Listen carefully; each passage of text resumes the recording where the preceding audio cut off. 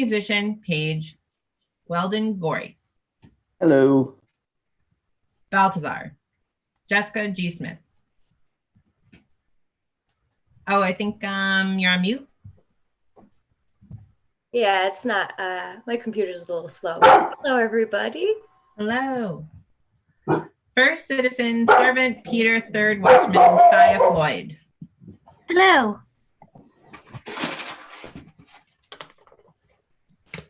Benvolio, Avina Cabral. Hello. Lady Montague, nurse, Nicole Faust. Hello. Montague, Friar John, Sean Wilson. Hello.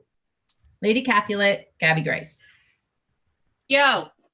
Capulet, Christopher Prentice. Hello. Romeo, Laura Hubbard. Hello. Paris, Mark Crater. Heyo. Juliet, Elizabeth Ramirez. Hello. Mercutio, Lauren Hereda. Hello. Tybalt, Apothecary, Tori Urquhart. Hey. Friar Lawrence, Elizabeth Morris. Hello.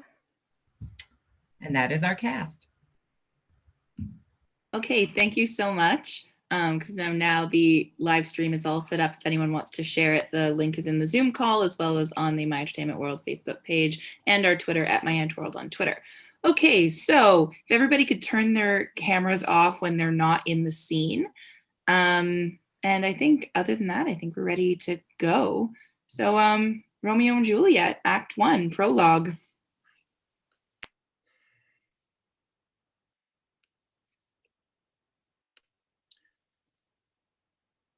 Two households, both alike in dignity, in fair Verona, where we lay our scene, from ancient grudge break to new mutiny, where civil blood makes civil hands unclean.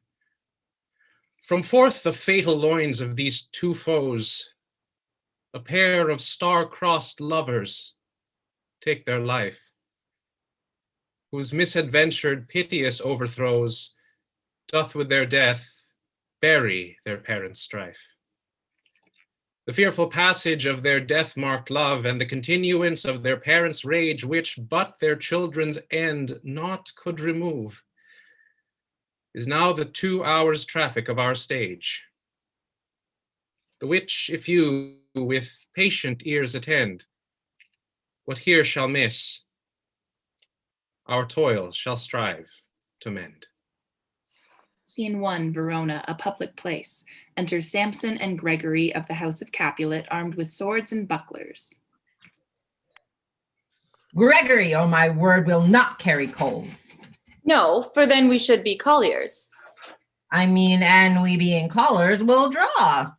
Aye, while you live, draw your neck out of the collar. I strike quickly, being moved. But thou art not quickly moved to strike. A dog of the house of Montague muse me. To move is to stir, and to be valiant is to stand. Therefore, if thou art moved, thou runst away. A dog of that house shall move me to stand. I will take the wall of any man or maid of Montague's. That shows thee a weak slave, for the weakest goes to the wall. True, and therefore women, being the weaker vessels, are ever thrust to the wall. Therefore, I will push Montague's men from the wall and thrust his maids to the wall. The quarrel is between our masters and us their men. 'Tis one all. I will show myself a tyrant. When I have fought all the men, I will be cruel with the maids and cut off their heads. The heads of the maids? Aye, the heads of the maids, or their maiden heads. Take it in what sense thou wilt. Thou must take it in sense that feel it. Me they shall feel while I am able to stand, and 'tis known I am a pretty piece of flesh. 'Tis well thou art not fish. If thou hadst been poor John. Draw thy tool. Here comes two of the house of Montagues. My naked weapon is out. Quarrel, I will back thee. How? Turn thy back and run? Fear me not. No, Mary, I fear thee. Let us take the law of our sides. Let them begin. I will frown as I pass by and let them take it as they list. Nay, as they dare, I will bite my thumb at them, which is a disgrace to them if they bear it. Enter Abraham and Balthazar. Do you bite your thumb at us, sir? I do bite my thumb, sir. Do you bite your thumb at us, sir? Is it the law of our side if I say I? No. No, sir, I do not bite my thumb at you, sir, but I bite my thumb, sir. Do you quarrel, sir? Quarrel, sir? No, sir. If you do, sir, I am for you. I serve as good a man as you. No better. Well, sir. Say better. Here comes one of my master's kinsmen. Yes, better, sir. You lie. Draw, if you be men. Gregory, remember thy swashing blow. They fight. Enter Benvolio. Part, fools, put up your swords. You know not what you do. Beats down their swords. Enter Tybalt. What, art thou drawn among these heartless hinds? Turn thee, Benvolio, look upon thy death. I do but keep the peace. Put up thy sword, or manage it to part these men with me. What, drawn and talk of peace? I hate the word as I hate hell, all Montagues and thee. Have at thee, coward! They fight. Enter several of both houses who join the fray. Then enter citizens with clubs. Clubs, bills, and partisans, strike, beat them down. Down with the Capulets, down with the Montagues. Enter Capulet in his gown and Lady Capulet. What noise is this? Give me my longsword, ho! A crutch, a crutch. Why call you for a sword? My sword, I say! Old Montague has come and flourished his blade in spite of me. Enter Montague and Lady Montague. Thou villain Capulet! Hold me not, let me go! Thou shalt not stir a foot to seek a foe. Enter Prince with attendants. Rebellious subjects, enemies to peace! Profaners of this neighbor, stain it still. Will they not hear? What ho! You men, you beasts that quench the fire of your pernicious rage with purple fountains issuing from your veins on pain of torture. From those bloody hands, throw your mistempered weapons to the ground and hear the sentence of your moved prince. 3 civil brawls, bred of an airy word, by thee, old Capulet, and Montague have thrice disturbed the quiet of our streets, and made Verona's ancient citizens cast by their grave beseeming ornaments to wield old partisans in hands as old, cankered with peace, to part your cankered hate. If ever you disturb our streets again, your lives shall pay the forfeit of the peace. For this time all the rest depart away.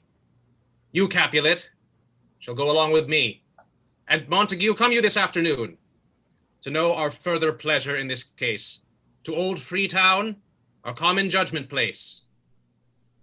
Once more, on pain of death, all men depart. Exeunt all but Montague, Lady Montague, and Benvolio. Who set this ancient quarrel new abroach? Speak, nephew. Were you by when it began? Here were the servants of your adversary and yours, close fighting ere I did approach. I drew to part them. In the instant came the fiery Tybalt with his sword prepared, which, as he breathed defiance to my ears, he swung about his head and cut the winds, who nothing hurt withal hissed him in scorn. While we were interchanging thrusts and blows, came more, and fought on part and part, till the prince came, who parted either part. Well, where is Romeo? Saw you him today? Right glad I am he was not at this fray.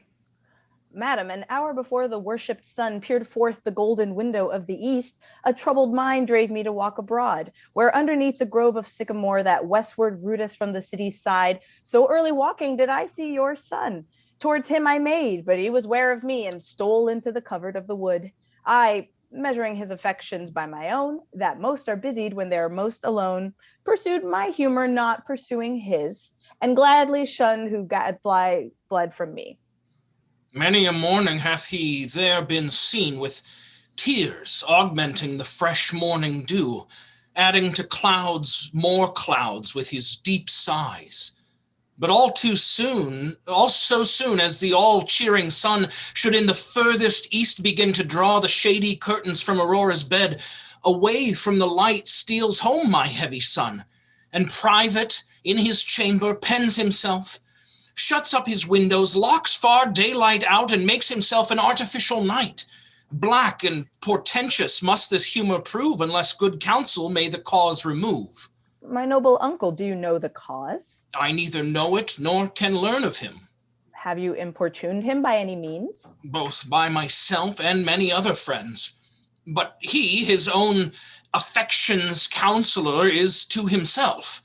I will not say how true, but to himself so secret and so close, so far from sounding and discovery, as is the bud bit with an envious worm ere he can spread his sweet leaves to the air, or dedicate his beauty to the sun. Could we but learn from whence his sorrows grow, we would as willingly give cure as know. Enter Romeo.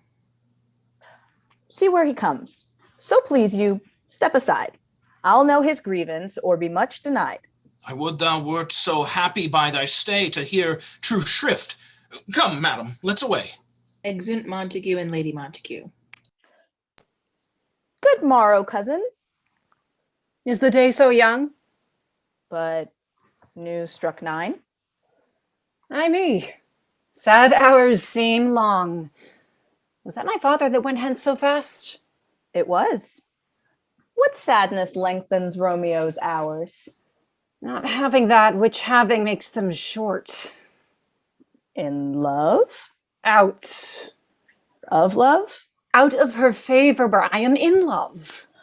Alas, that love so gentle in his view should be so tyrannous and rough in proof. Alas, that love whose view is muffled still should without eyes see pathway to his will. Where shall we dine? I mean, what fray was here? Yet tell me not, I have heard it all. Here's much to do with hate, but more with love. Why then, oh brawling love, oh loving hate, oh anything of nothing first create, oh heavy lightness, serious vanity, misshapen chaos of well-seeming forms, feather of lead, bright smoke, cold fire, sick health, still waking sleep, that is not what it is. This love feel I, that feel no love in this. Dost thou not laugh? No, 'cause I rather weep. Good heart, at what? At thy good heart's oppression. Why, such is love's transgression. Griefs of mine own lie heavy in my breast, which thou wilt propagate, to have it pressed with more of thine. This love that thou hast shown doth add more grief to too much of mine own. Love is a smoke raised with the fume of sighs, being purged, a fire sparkling in lovers' eyes, being vexed, a sea nourished with lovers' tears. What is it else? A madness most discreet, a choking gall, and a preserving sweet. Farewell, my coz. Soft, I will go along, and if you leave me so, you do me wrong. Tut, I have lost myself. I am not here. This is not Romeo. He's some other where. Tell me in sadness, who is that you love? What shall I groan and tell thee? Groan? Why no, but sadly tell me who. Bid a sick man in sadness make his will. A word ill urged to one that is so ill. In sadness, cousin, I do love a woman. I aimed so near when I supposed you loved. A right good mark, man. And she's fair, I love. A right fair mark, fair coz, is soonest hit. Well, in that hit you miss. She'll not be hit. With Cupid's arrow she hath Dian's wit, and in strong proof of chastity well armed, from love's weak childish bow she lives unharmed. She will not stay the siege of loving terms, nor bide the encounter of assailing eyes, nor ope her lap to saints seducing gold. Oh, she is rich in beauty, only poor that when she dies, with beauty dies her store. Then she hath sworn that she will still live chaste? She hath, and in that sparing makes huge waste for beauty, starved with her severity, cuts beauty off from all posterity. She is too fair, too wise, wisely too fair to merit bliss by making me despair. She hath forsworn to love, and in that vow do I live dead to tell it now. Be ruled by me. Forget to think of her. Well, teach me that I should forget to think. By giving liberty unto thine eyes. Examine other beauties. 'Tis the way to call hers exquisite and question more these happy masks that kiss fair ladies' brows being black put us in mind they hide the fair. He that is stricken blind cannot forget the precious treasure of his eyesight lost. Show me a mistress that is passing fair. What doth her beauty serve but as a note where I may read who's passed that passing fair?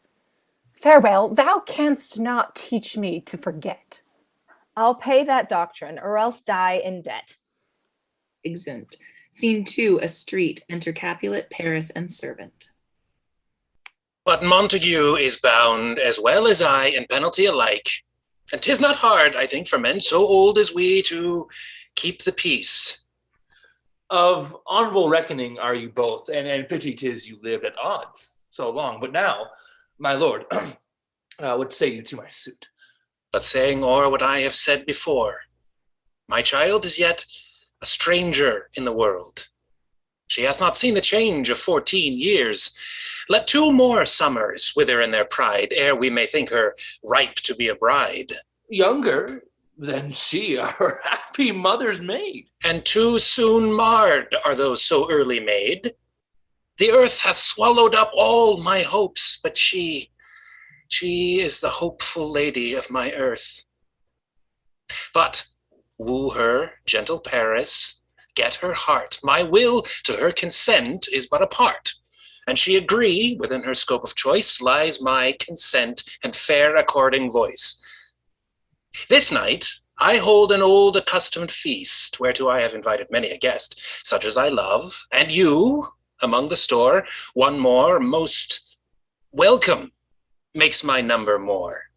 At my poor house look to behold this night earth-treading stars that make dark heaven light. Such comfort as do lusty young men feel when well-apparelled April on the heel of limping winter treads, even such delight among fresh female buds shall you this night inherit at my house. Here all see, and like her most, whose merit most shall be, which on more view of many mine being one may stand in number, though in reckoning none. Come, go with me. Servant, giving her paper. Oh, go, Sirrah. Trudge about through fair Verona. Find these persons out, whose names are written there, and to them say, my house and welcome on their pleasure stay. Exeunt Capulet in Paris. Find them out whose names are written here. It is written that the shoemaker should meddle with his yard, and the tailor with his last, the fisher with his pencil, and the painter with his nets. But I am sent to find those persons whose names are here writ, and can never find what names the writing person hath here writ. I must to the learned, in good time. Enter Benvolio and Romeo. Hut man, one fire burns out, another's burning. One pain is lessened by another's anguish. Turn giddy, and be holp by backward turning. One desperate grief cures with another's languish. Take thou some new infection to thy eye, and the rank poison of the old will die. Your plantain leaf is excellent for that. For what, I pray thee? For your broken chin. Why, Romeo, art thou mad? Not mad, but bound more than a madman is. Shut up in prison, kept without my food, whipped and tormented in... Good den? Good fellow. Oh, God, good den. I pray, sir. Can you read? I mine own fortune in my misery. Perhaps you have learned it without book, but I pray, can you read anything you see? I, if I know the letters and the language. Ye say honestly, rest you merry. Stay, fellow, I can read. Signor Martino and his wife and daughters, Count Anselme and his beauteous sisters, the lady widow of Vitavio, Signor Placentio and his lovely nieces Mercutio and his brother Valentine, my fair niece Rosaline, Livia, Signor Valentio and his cousin Tybalt, Lucio, and the lively Helena. A fair assembly. Whither should they come? Up. Whither? To supper. To our house. To whose house? My master's. Indeed, I should have asked you that before. Now I'll tell you without asking. My master is the great rich Capulet, and if you be not of the house of Montagues, I pray come and crush a cup of wine. Rest you merry. Exit. At this same ancient feast of Capulets sups the fair Rosaline, whom thou so lovest, with all the admired beauties of Verona. Go thither, and with unattainted eye, compare her face with some that I shall show, and I will make thee think thy swan a crow. When the devout religion of mine eye maintains such falsehood that turn tears to fires, and these who often drowned can never die, transparent heretics, be burnt for liars. One fairer than my love, the all-seeing sun, ne'er saw her match since first the world begun. Tut, you saw her fair, none else being by, herself poised with herself in either eye. But in that crystal scales let there be weighed your lady's love against some other maid that I will show you shining at this feast, and she shall scant show well that now shows best. I'll go along. No such sight to be shown, but to rejoice in splendor of mine own. Exit. Scene 3, a room in Capulet's house. Enter Capulet and nurse. Nurse? Nurse, where's my daughter? Call her forth to me. Now, by my maidenhead at 12 years old, I bade her come. What lamb? What ladybird? God forbid, where's this girl? What, Juliet? Enter Juliet. Oh no, who calls? Your mother. Madam, I am here. What is your will? This is the matter. Nurse, give leave a while. We must talk in secret. Nurse, come back again. I have remembered me. Thou's hear our counsel.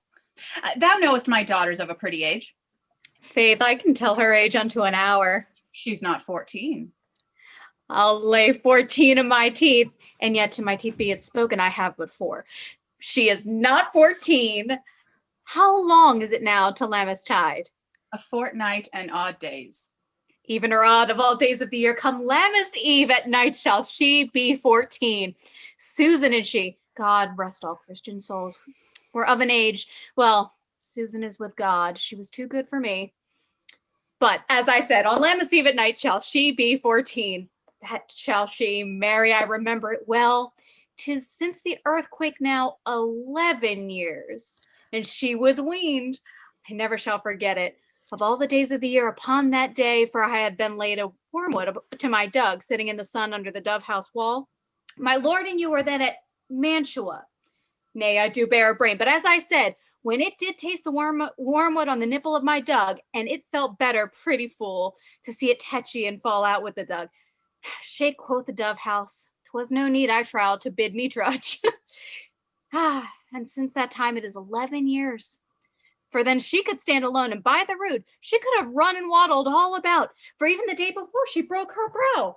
And then my husband, God be with his soul, 'twas a merry man, took up the child. Yea, quoth he, dost thou fall upon thy face? Thou wilt fall backward when thou hast more wit.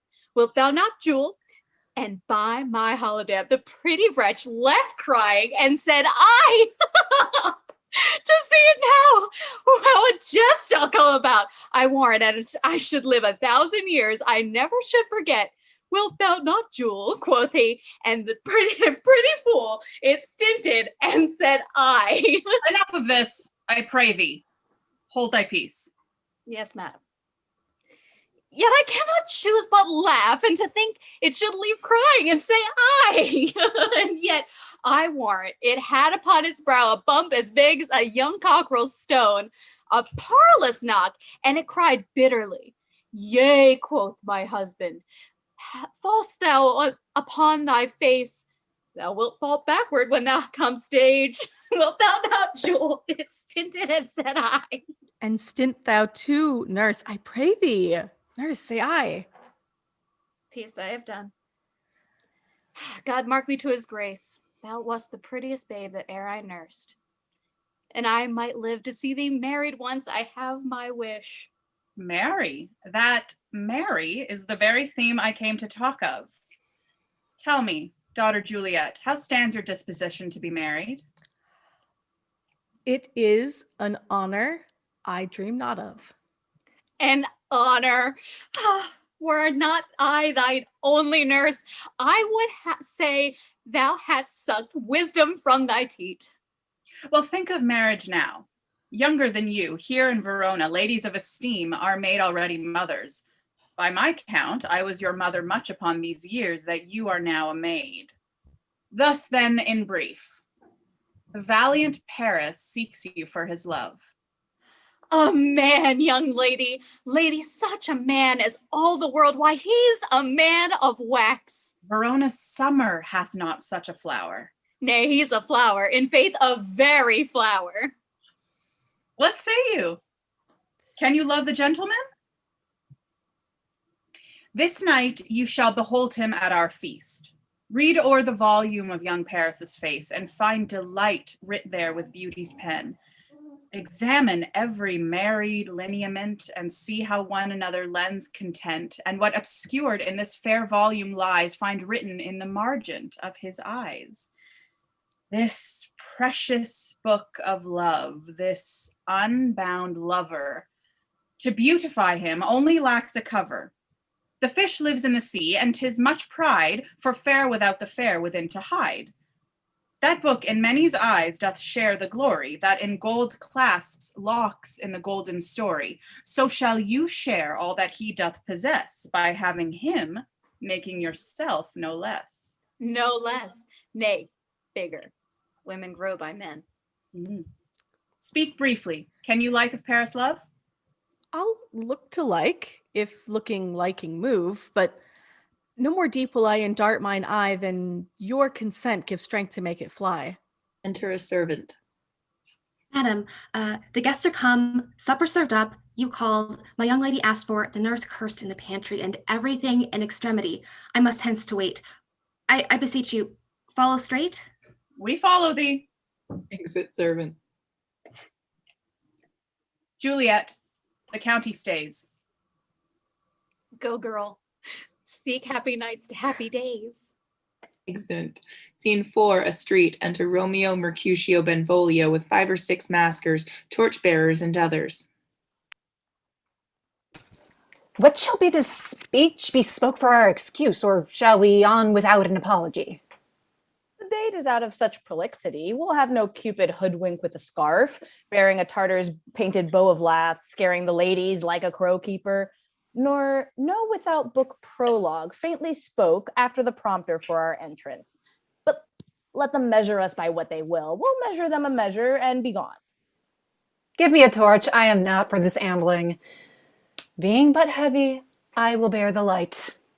Nay, gentle Romeo, we must have you dance. Not I, believe me. You have dancing shoes with nimble soles. I have a soul of lead, so stakes me to the ground, I cannot move. You are a lover. Borrow Cupid's wings and soar with them above a common bound. I am too sore and pierced with his shaft to soar with his light. To soar with his light feathers and so bound. I cannot bound a pitch above dull wall. Under love's heavy burden do I sink. and to sink in it, should you burden love, too great oppression for a tender thing. Is love a tender thing? It is too rough, too rude, too boisterous, and it pricks like thorn. If love be rough with you, be rough with love. Prick love for pricking, and you beat love down. Give me a case. Put my visage in. A visor for a visor. What care I? What curious eye doth quote deformities? Here are the beetle brows shall blush for me. Come, knock and enter, and no sooner in, but every man betake him to his legs. A torch for me, let wantons light of heart tickle the senseless rushes with their heels. For I am proverbed with a grandsire phrase, I'll be a candle holder and look on. The game was ne'er so fair, and I am done. Tut! Done's the mouse, the constable's own word. If thou art done, we'll draw thee from the mire of this Sir Reverence love, wherein thou stickest up to the ears. Come, we burn the daylight. Ho! Nay, that's not so. I mean, sir, in delay. We waste our lights in vain. Like lamps by day, take our good meaning, for our judgment sits 5 times in that air once our 5 wits.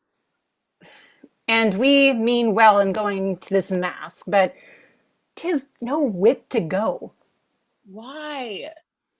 May one ask? I dreamed a dream tonight. And so did I. Well, what was yours? That dreamers often lie. In bed, asleep, while they do dream things true. Oh, then I see Queen Mab hath been with you. She is the fairy's midwife, and she comes in shape, no bigger than an agate stone on the forefinger of an alderman, drawn with a team of little atomies athwart men's noses as they lie asleep. Her wagon spokes made of long spiders' legs, the cover of the wings of grasshoppers, the traces of the smallest spider's web, the collars of the moonshine's watery beam, her whip of cricket's bone, the lash of film. Her wagoner is a small gray-coated gnat, not so big as a round little worm pricked from the lazy finger of a maid. Her chariot is an empty hazelnut made by the joiner's squirrel, or old grub. Time out of mind, the fairies' coachmakers.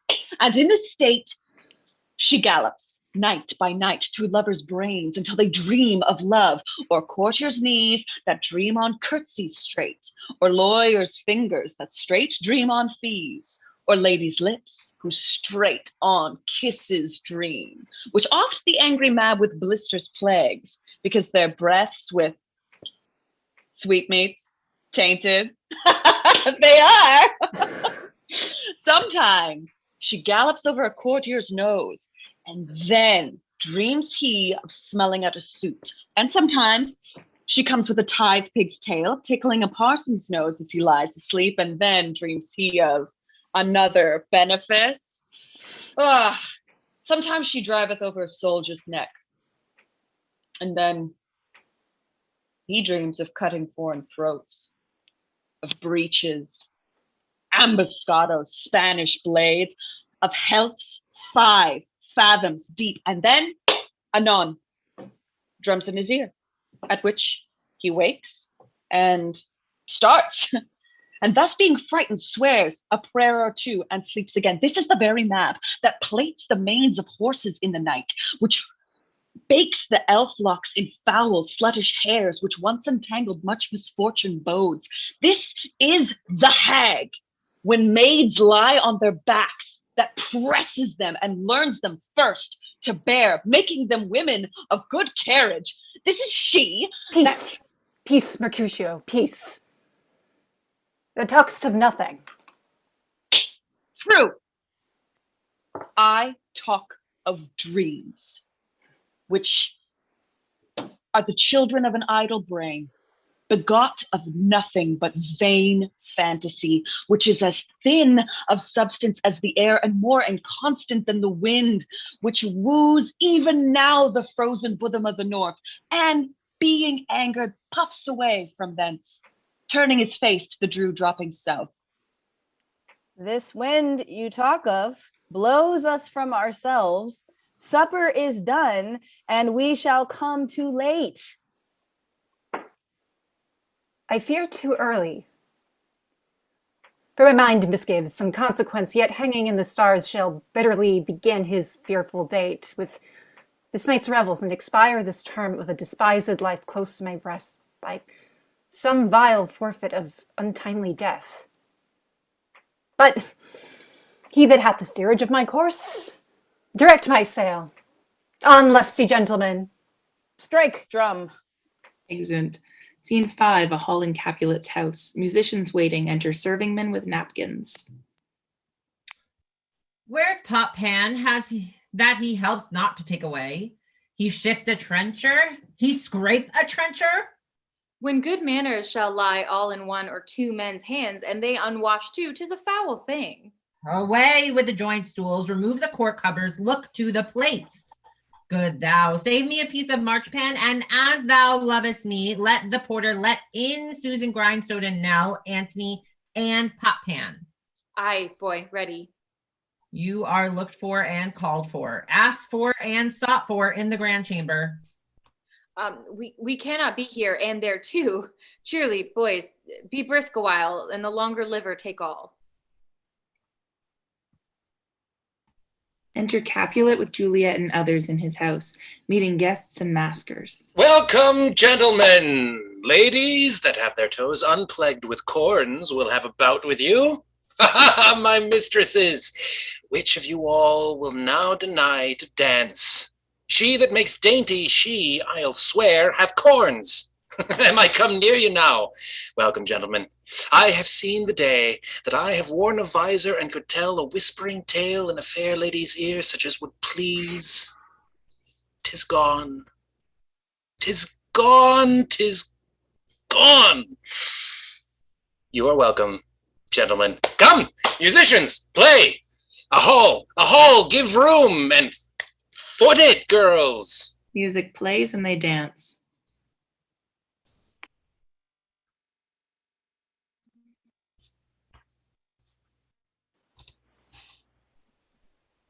What lady is that, which doth enrich the hand of yonder knight? I know not, sir. No. She doth teach the torches to burn bright. It seems she hangs upon the cheek of night like a rich jewel in an Ethiop's ear. Beauty too rich for use, for earth too dear, so shows a snowy dove trooping with crows, as yonder lady o'er her fellow shows. The measure done, I'll watch her place of stand, and touching hers make blessed my rude hand. Did my heart love till now? Forswear its sight, for I ne'er saw true beauty till this night. This by his voice should be a Montague. Fetch me my rapier, boy. What dares this slave come hither, covered with an antic face, to fleer and scorn at our solemnity? Now, by the stock and honor of my kin, to strike him dead, I hold it not a sin. Why, how now, kinsman? Wherefore storm you so? Uncle, this is a Montague, our foe. A villain that is hither come in spite to scorn at our solemnity this night. Young Romeo, is it? 'Tis he, that villain Romeo. Oh, content thee, gentle coz, let him alone. He bears him like a portly gentleman, and, to say truth, Verona brags of him to be a virtuous and well-governed youth. I would not for the wealth of all the town here in my house do him disparagement. Therefore be patient, take no note of him. It is my will, the which if thou respect, show a fair presence, and put off these frowns and an ill-beseeming semblance for a feast. It fits when such a villain is a guest. I'll not endure him. He shall be endured. What, Goodman boy? I say he shall go to. Am I the master here, or you? Go to. You'll not endure him? God shall mend my soul. You'll make a mutiny among my guests. You'll set a cock-a-hoop. You'll be the man. My uncle, 'tis a shame. Go to. Go to. You're a saucy boy. Is it so indeed? This trick may chance to scathe you. I know what. You must contrary me. Marry, 'tis time. Well said, my hearts. You are a princox. Go. Be quiet, or more light. For shame. I will make you quiet. What? Cheerly, my hearts. Patience, perforce, with willful choler meeting, makes my flesh tremble in their different breeding. I will withdraw, but this intrusion shall, now seeming sweet, convert to bitter gall. Exit.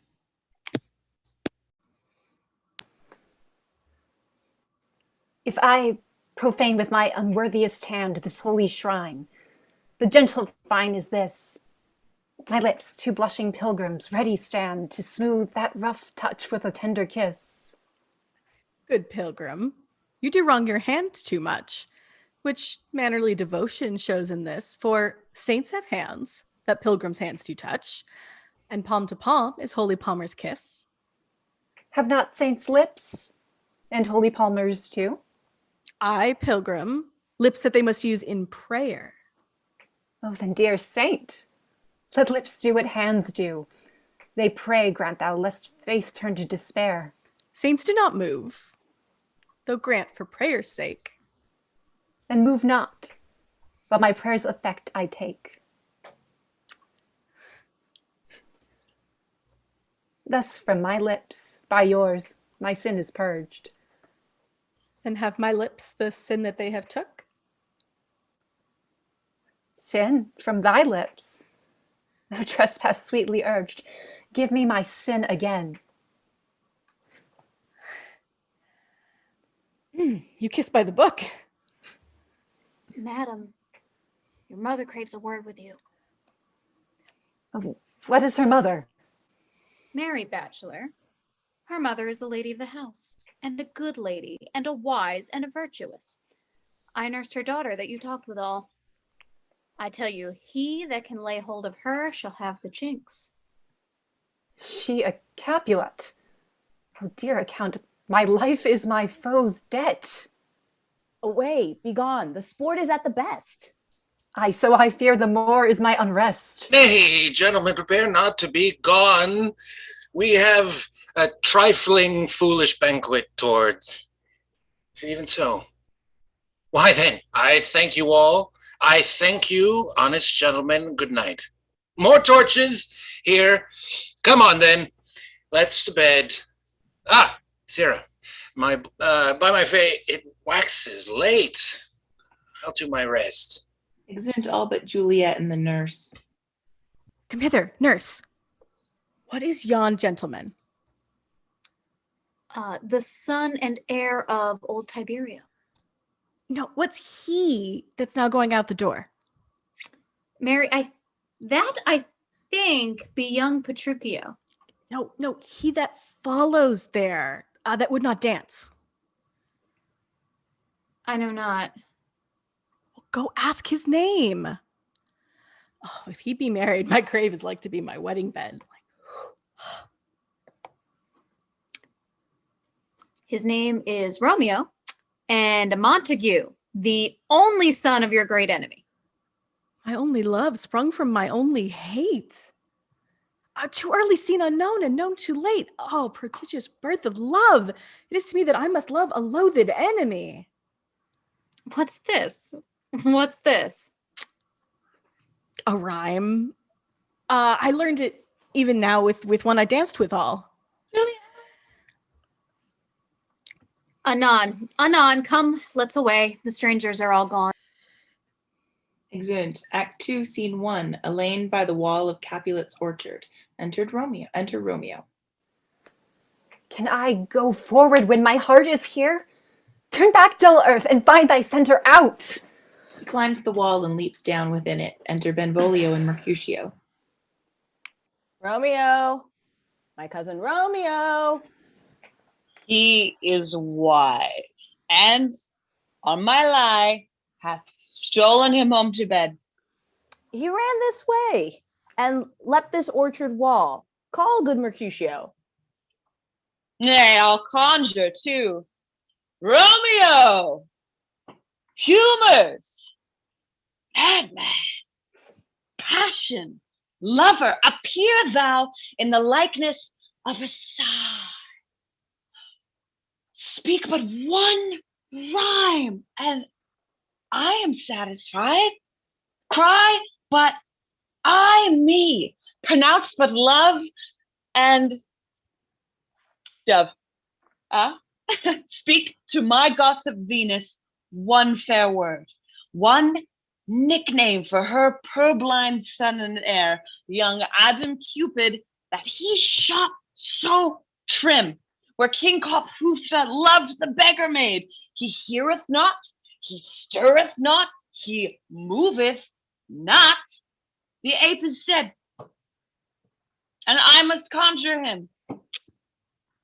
I conjure thee by Rosalind's bright eyes, by her bright forehead and her scarlet lip, by her fine foot, straight leg, and oh, quivering thigh, and the dimensions that there adjacent lie. That, in thou likeness, appear to us. And if he hear thee, thou wilt anger him. Cannot anger him. 'Twould anger him to raise a spirit in his mistress's circle of some strange nature, letting it there stand till she had laid it and conjured it down. That were some spite.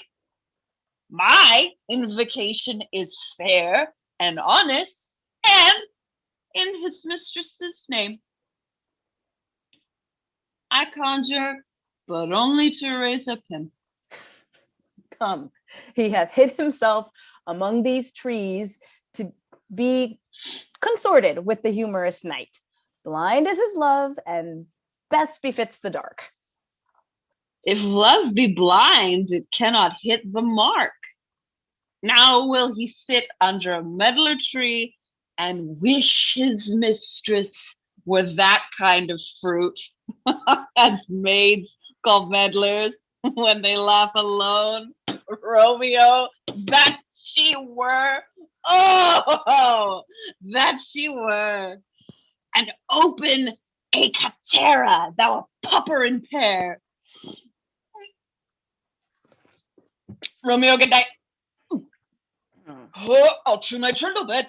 Oh, this field is too cold for me to sleep. Come, we shall go. Go, then, for 'tis in vain to seek him here, that means not to be found. Exeunt. Scene 2, Capulets orchard. Enter Romeo. He jests at scars that never felt a wound. Juliet appears above at a window. But soft. What light through yonder window breaks? Is it the east? It is the east, and Juliet is the sun.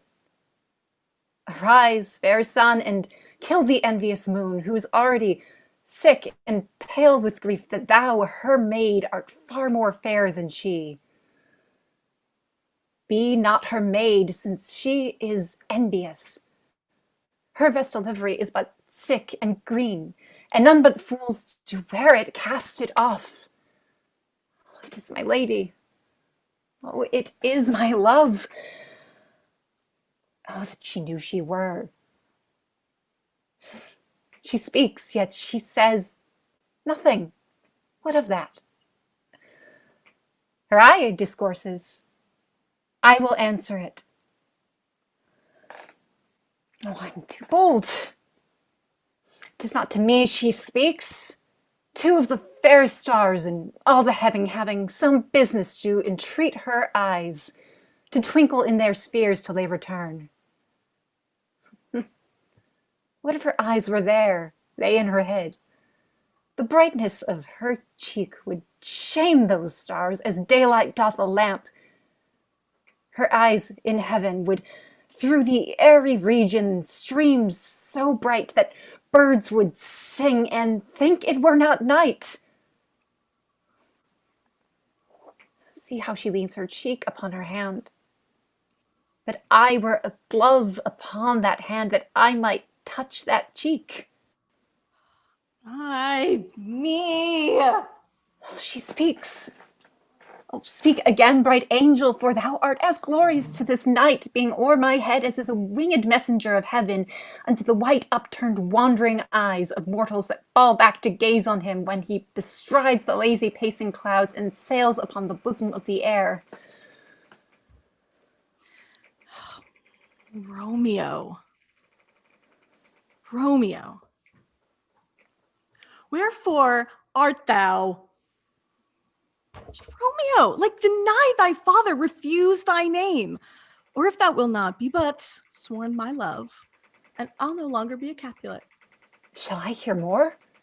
Or shall I speak at this? 'Tis but thy name that is thy enemy. Thou art thyself, though not a Montague. Like, what's Montague? It's not hand, nor foot, nor arm, nor face, nor any other part belonging to a man.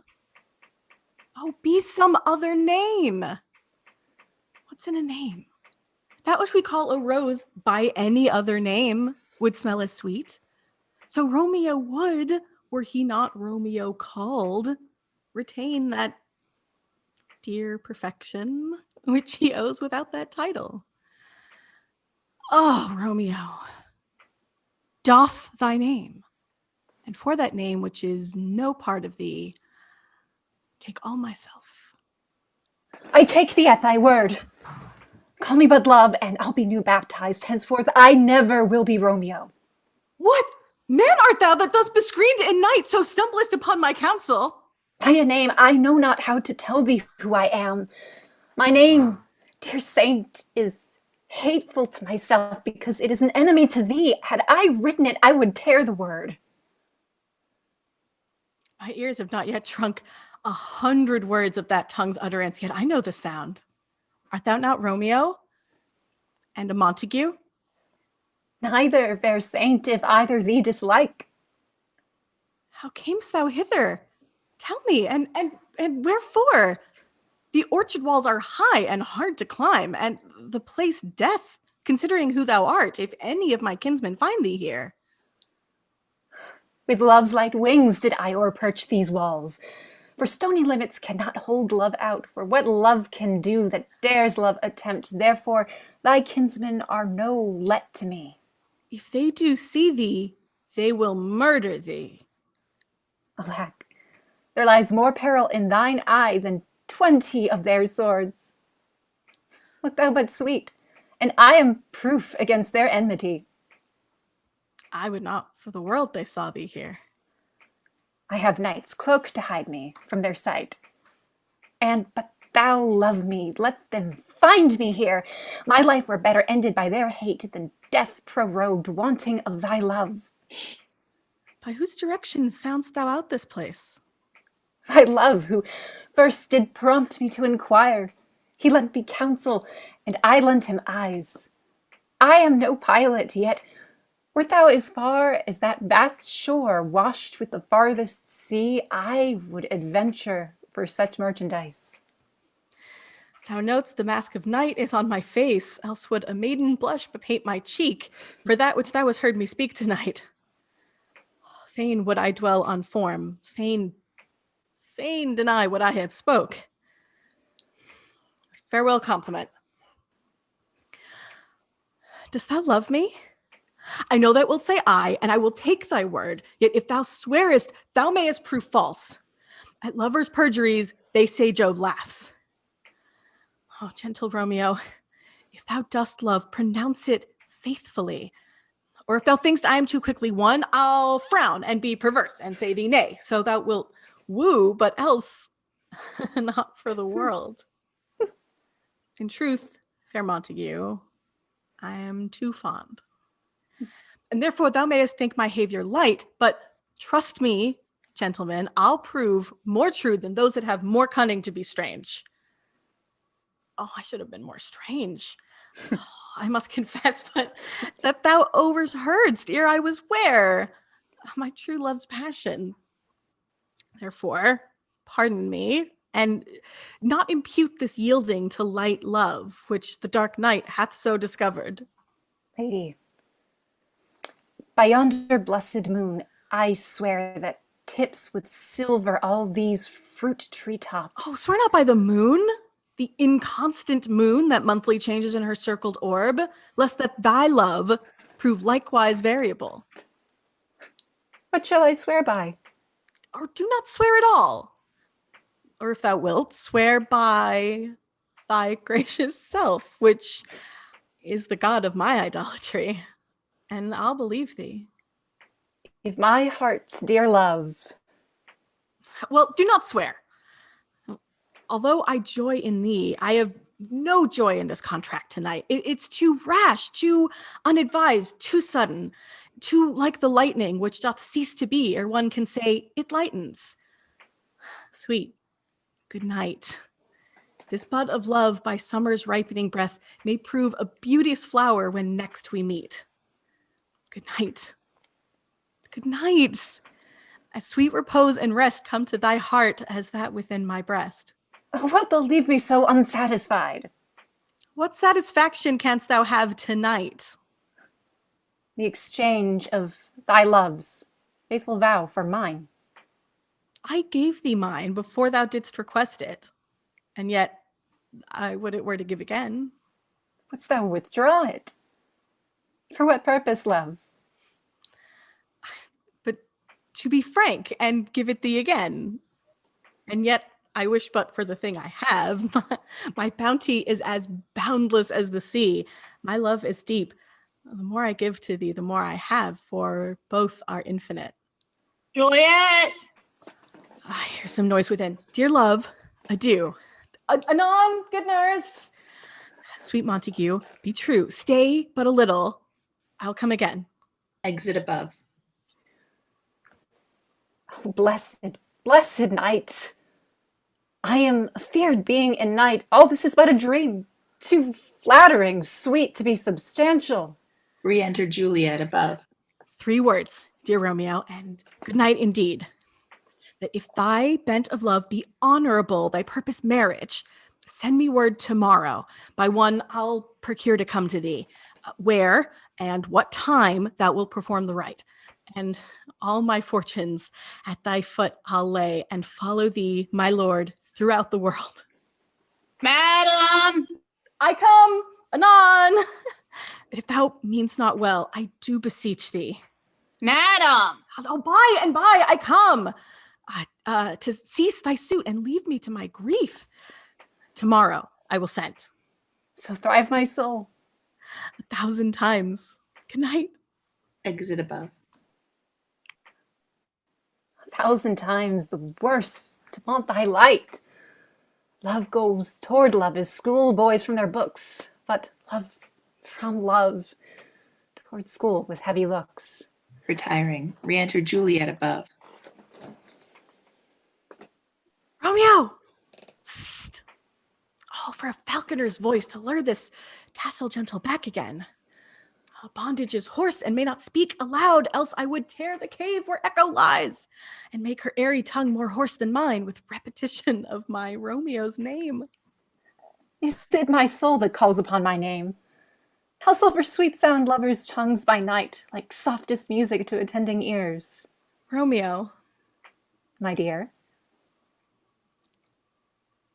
At what o'clock tomorrow shall I send to thee?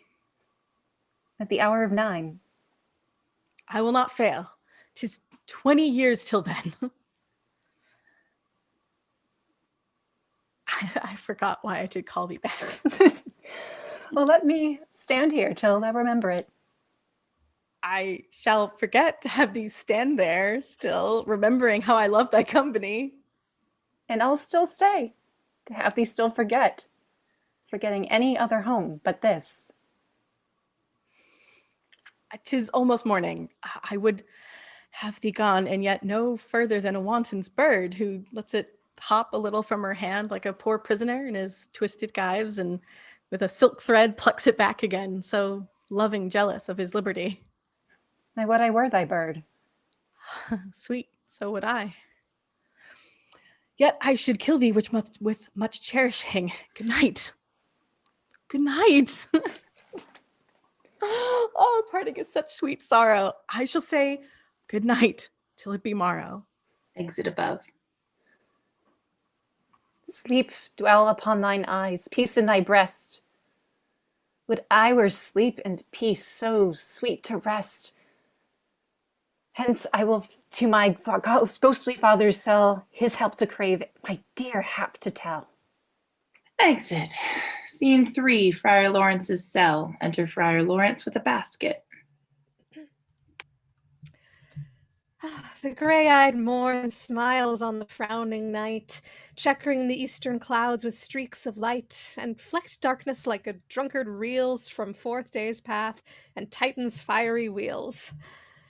Now, ere the sun advance his burning eye, the day to cheer and night's dank dew to dry, I must upfill this austere cage of ours with baleful weeds and precious juiced flowers. The earth that's nature's mother is her tomb. What is her burying grave, that is her womb. And from her womb, children of divers kind, we sucking on her natural bosom find many for many virtues excellent, none for some, and yet all different. Oh, mickle is the powerful grace that lies in herbs, plants, stones, and their true qualities.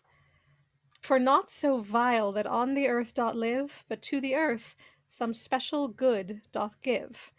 Nor aught so good, but strained from that fair use, revolts from true birth, stumbling on abuse. Virtue itself turns vice, being misapplied, and vice, sometimes by action, dignified.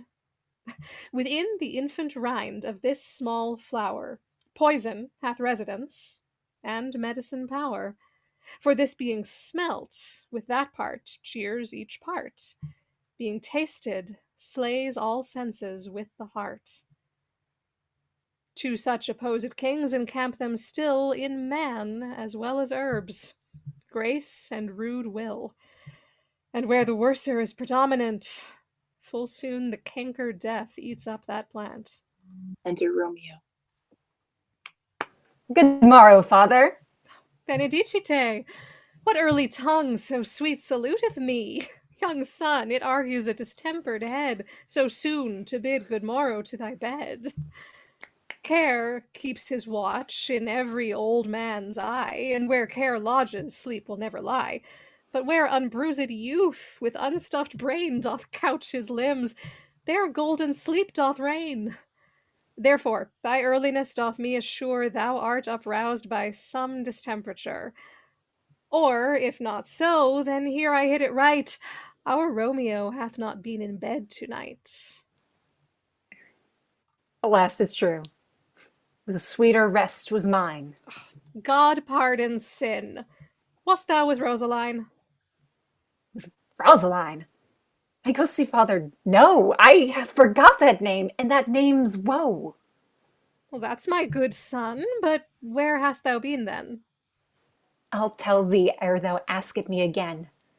I have been feasting with mine enemy, when on a sudden one hath wounded me, that's by me wounded. Both our remedies within thy help and holy physic lies. I fear no hatred, blessed man, for lo, my intercession likewise steads my foe. Be plain, good son, and homely in thy drift. Riddling confession finds but riddling shrift. And plainly know my heart's dear love is set on the fair daughter of rich Capulet. As mine on hers, so hers is set on mine. and by all combined, save what thou must combine by holy marriage. When and where and how we met, we wooed, we made exchange of vow. I'll tell thee as we pass, but this I pray, that thou consent to marry us today. Holy Saint Francis, what a change is here! Is Rosaline, whom thou didst love so dear, so soon forsaken? Oh, young men's love then lies not truly in their hearts, but in their eyes. Jesu Maria, what a deal of brine hath washed thy sallow cheeks for Rosaline! How much salt water thrown away in waste to season love that of it doth not taste!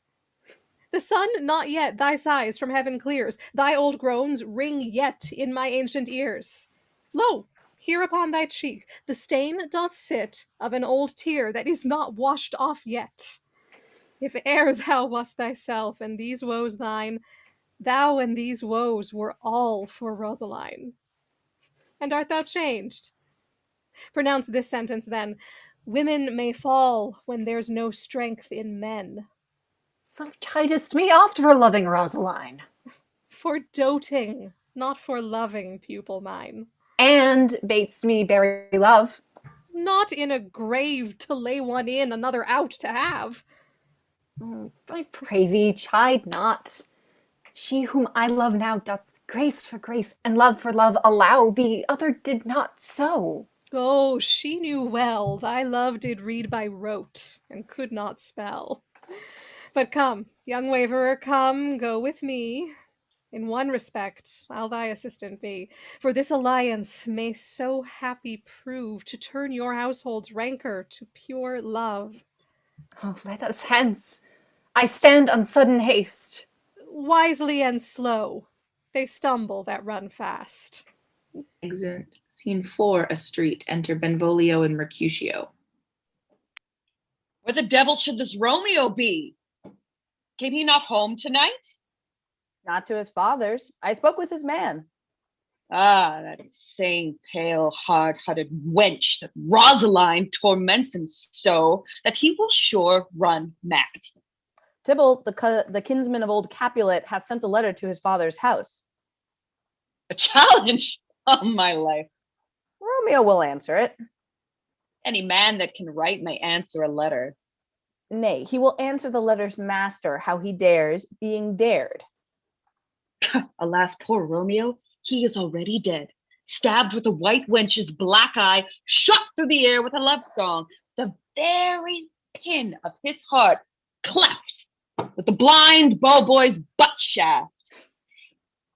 Is he a man to encounter Tybalt? What is Tybalt? More than a prince of cats, I tell you. Oh, he is the courageous captain of compliments. He fights as you sing. Prick song keeps time, distance, and proportion. Rests me in his minimum. Rest 1, 2, and the third in your bosom. The very butcher of a silk button. A duelist. A gentleman of the very first house, of the first and second cause. Ah, the immortal passado, the punto reverso, the hey. The what? The pox of such antic, lisping, affecting fantasticos, these new tuners of accents. By Jesu, a very good blade, a very tall man, a very good whore.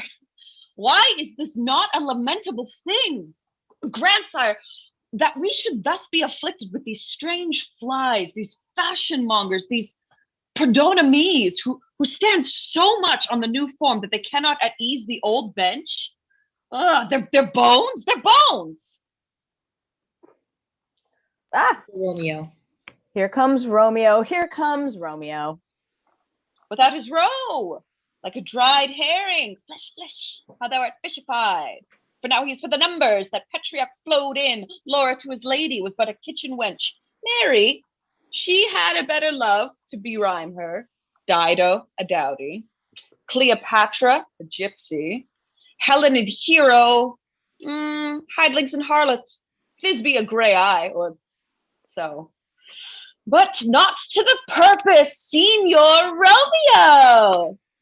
Bonjour! There's a French salutation for your French slop. You gave us the counterfeit fairly last night. Good morrow to you both. What counterfeit did I give you?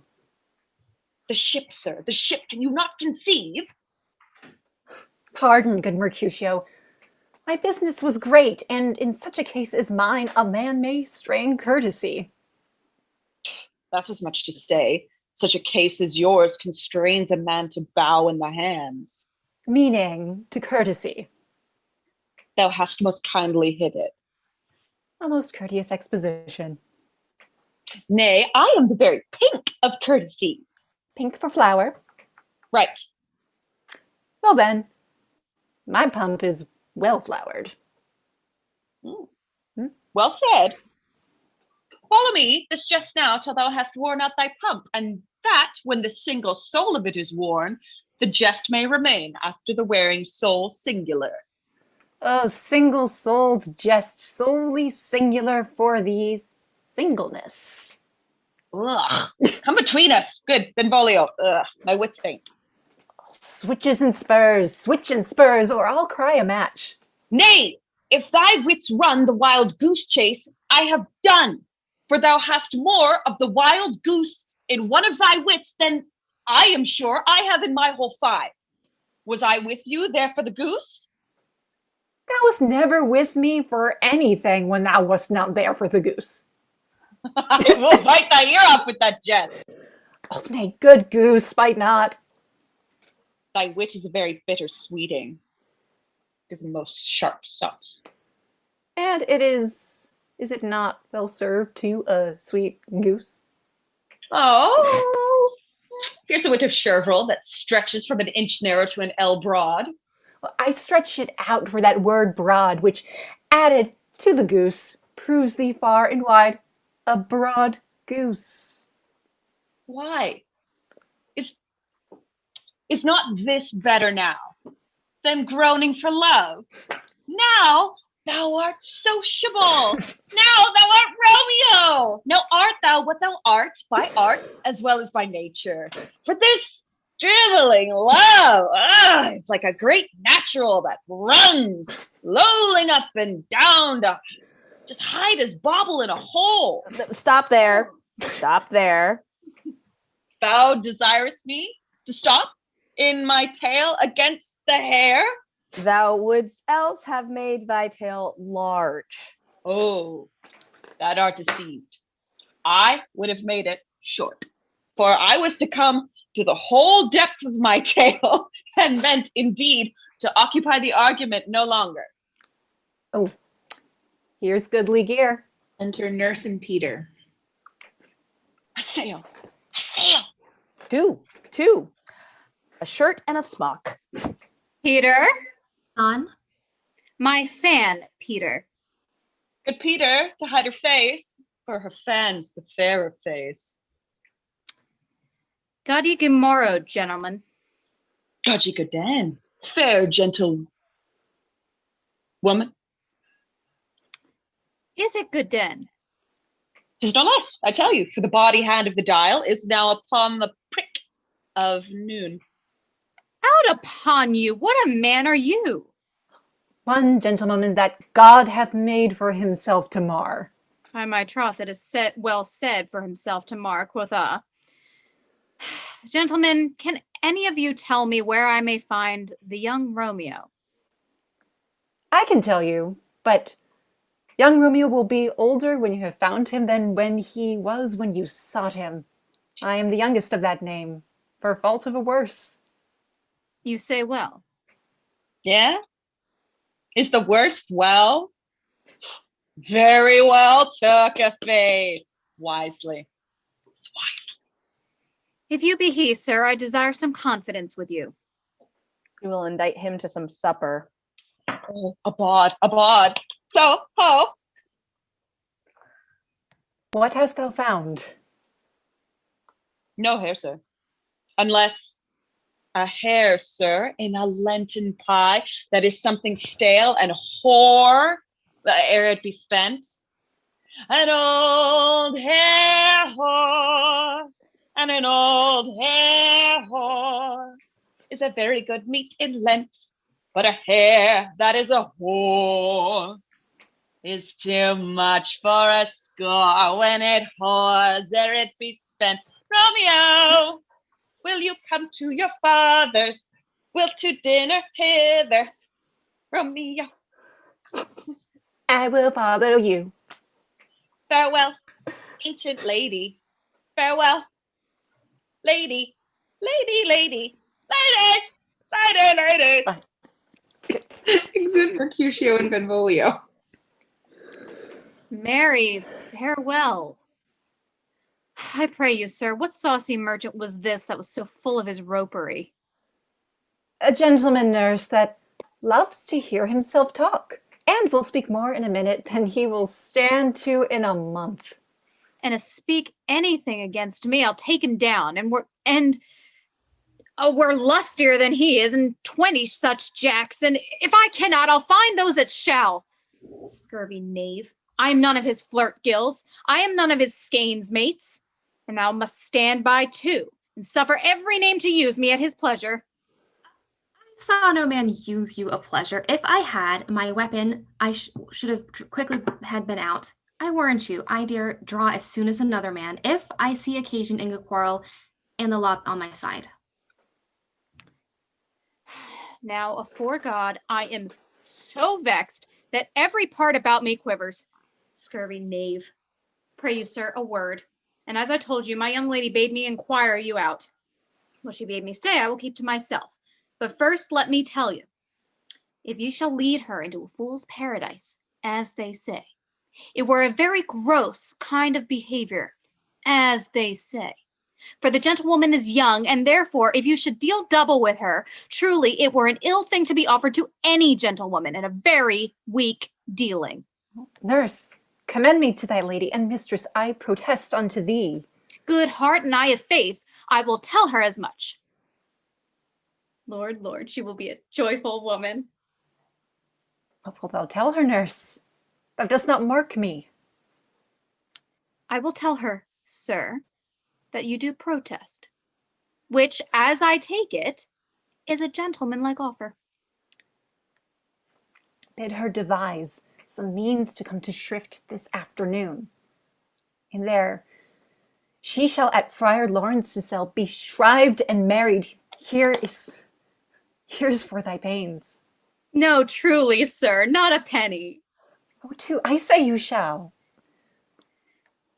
This afternoon, sir? Well, she shall be there. And stay, good nurse, behind the abbey wall. Within this hour, my man shall be with thee, and bring thee cords made like a tackled stair, which to the high topgallant of my joy must be my convoy in the secret night. Farewell.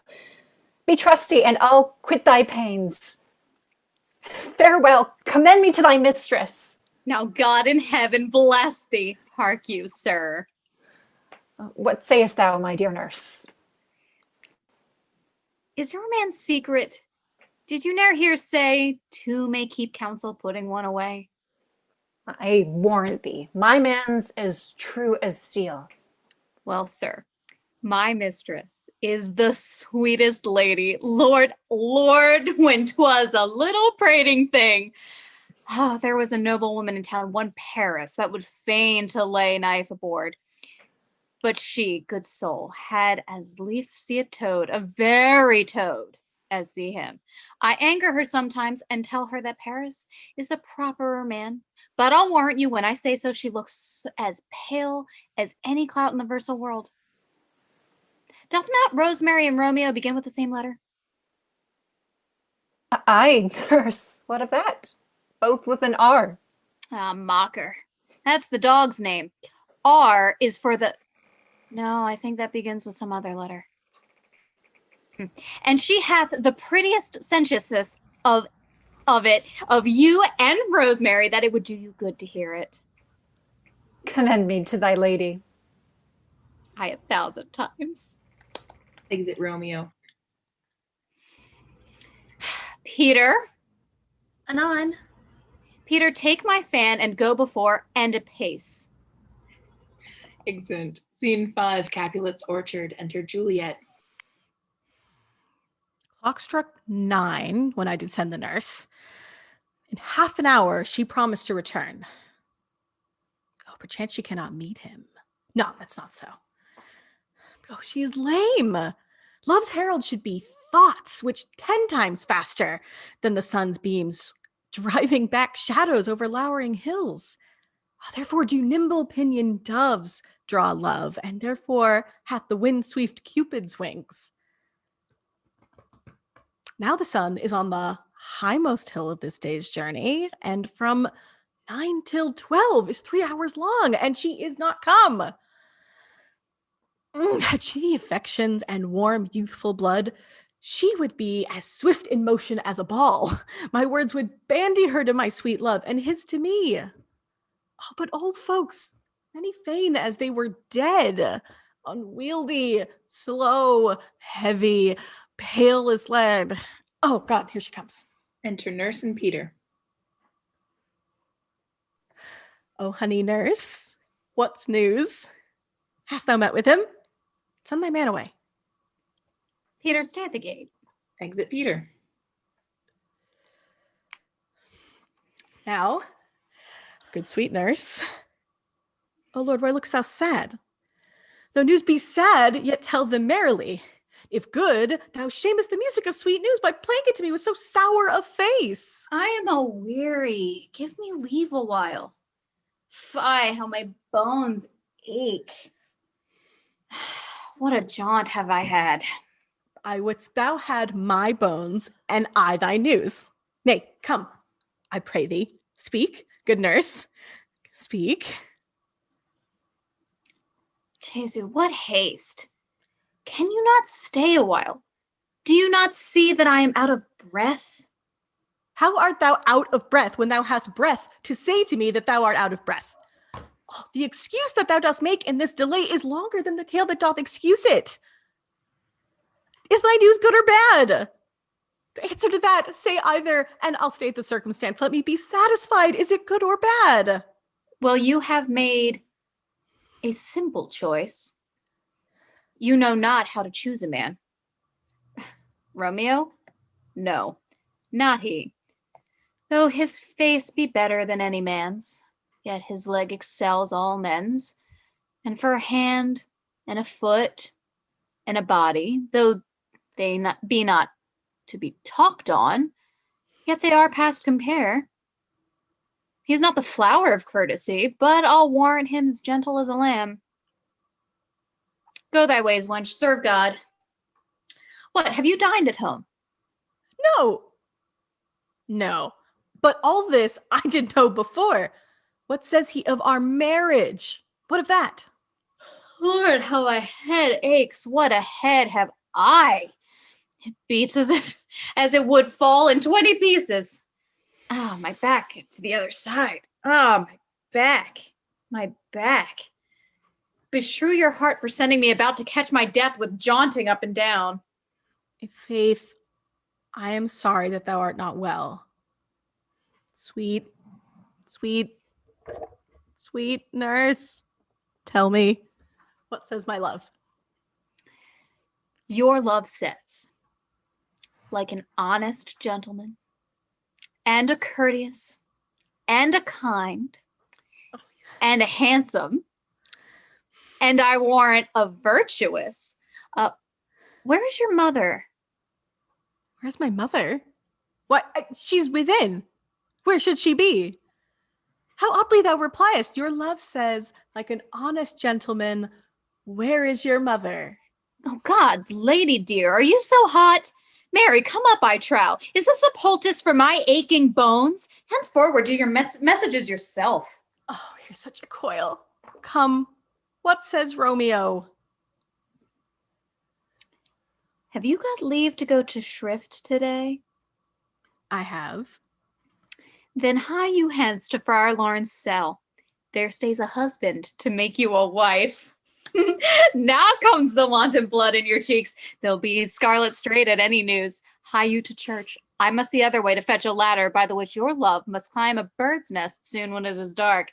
I am the drudge and toil in your delight, but you shall bear the burden soon at night. Go. All to dinner, hie you to the cell. High to high fortune, honest nurse. Farewell. Exeunt. Scene 6, Friar Lawrence's cell. Enter Friar Lawrence and Romeo.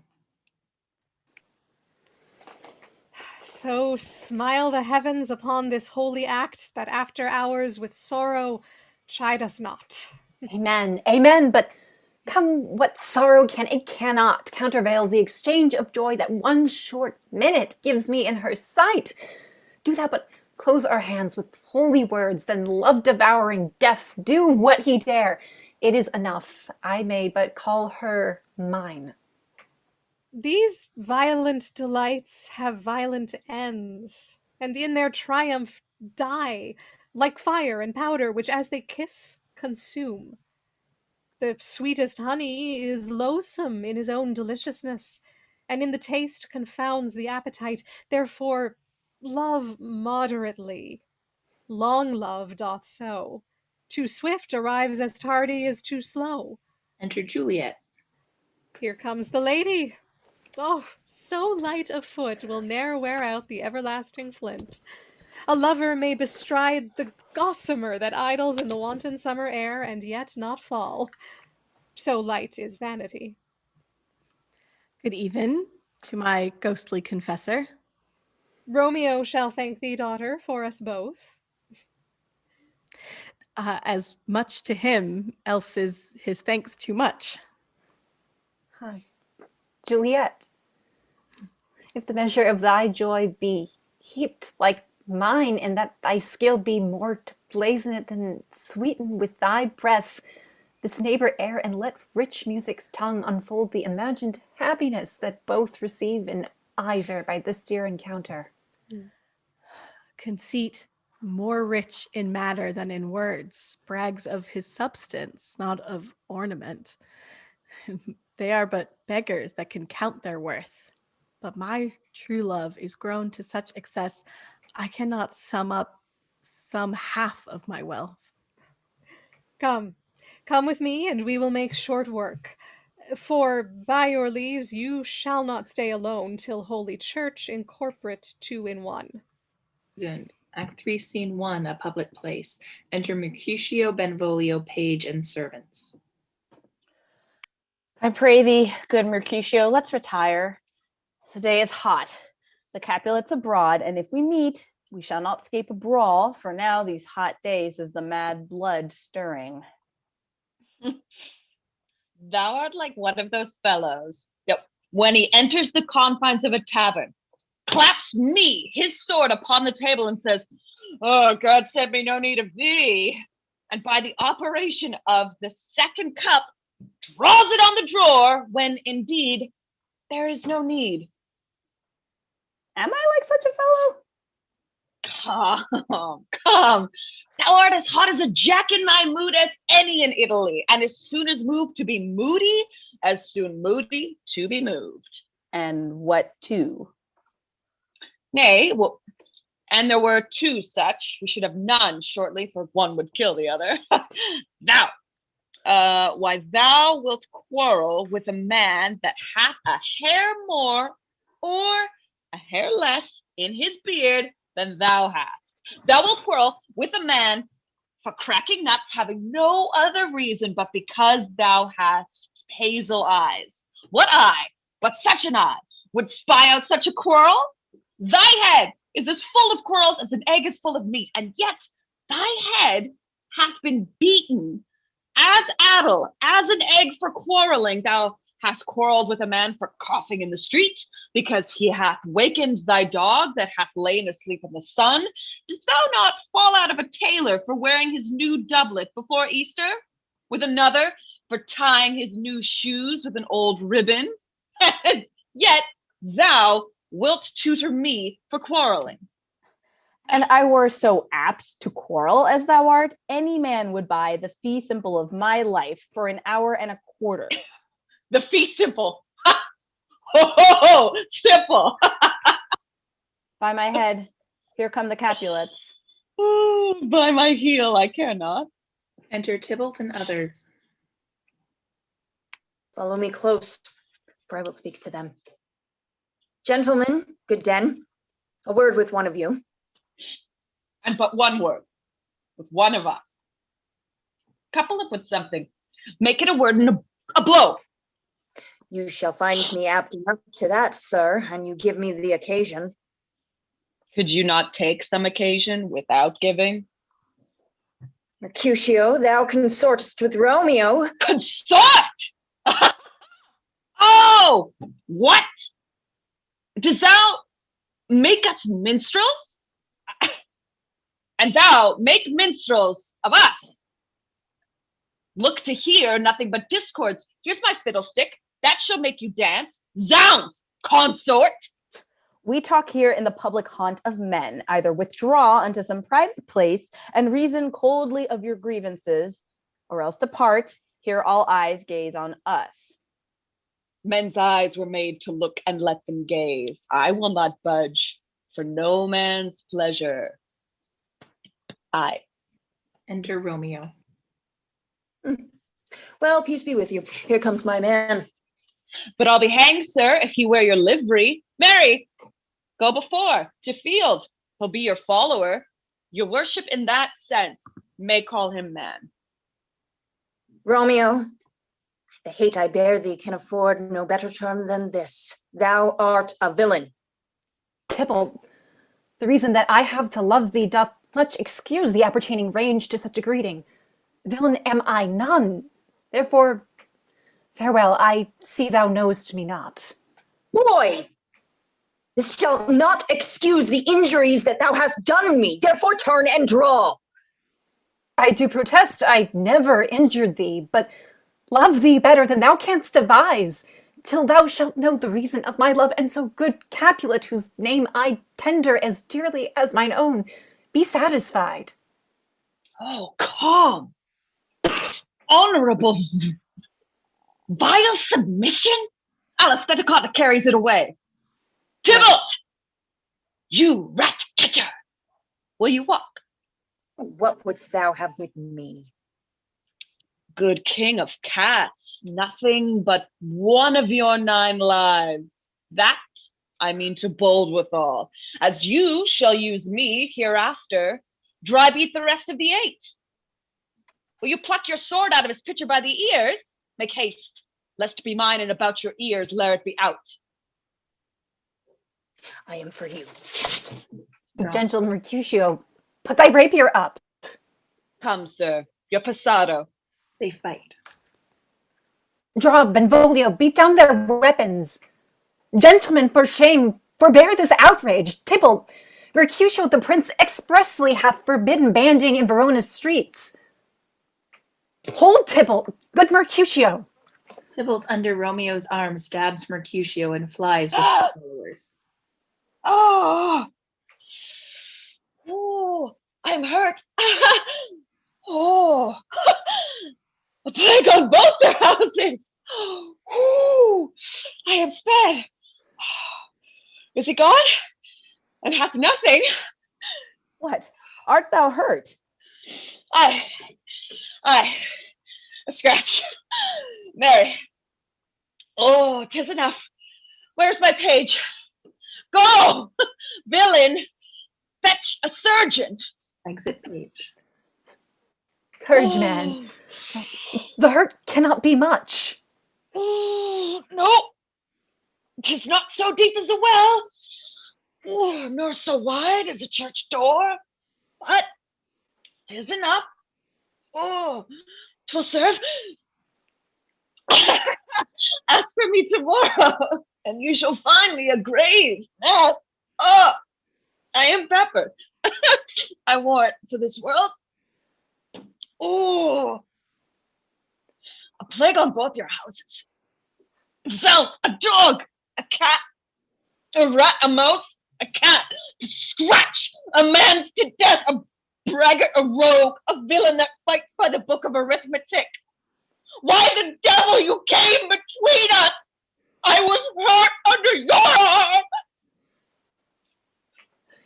I thought all for best. Help me into some house, Benvolio. Oh, I shall faint. Oh, plague on both your houses. They have made worms meat of me. I have it, and soundly too.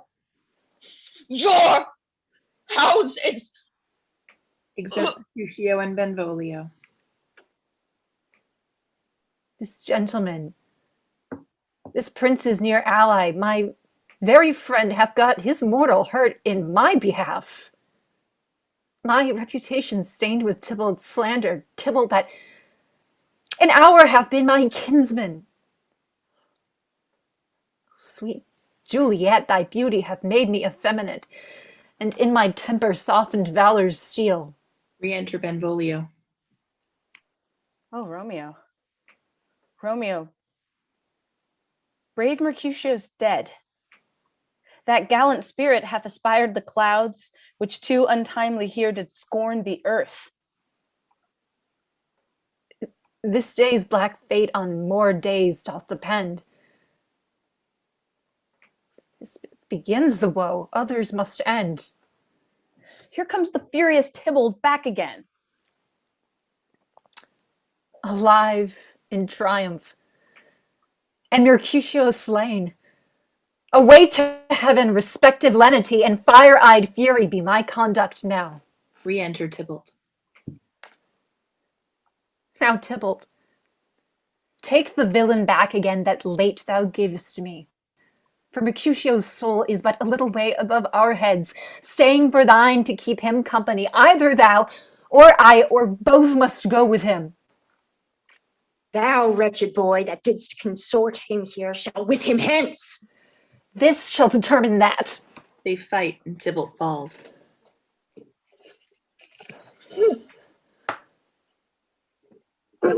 Romeo, away, be gone. The citizens are up, and Tybalt slain. Stand not amazed. The prince will doom thee death if thou art taken. Hence, be gone, away. Oh, I am fortune's fool. Why dost thou stay? Exit Romeo. Enter citizens and company. Which way ran he that killed Mercutio? Tybalt, that murderer, which way ran he?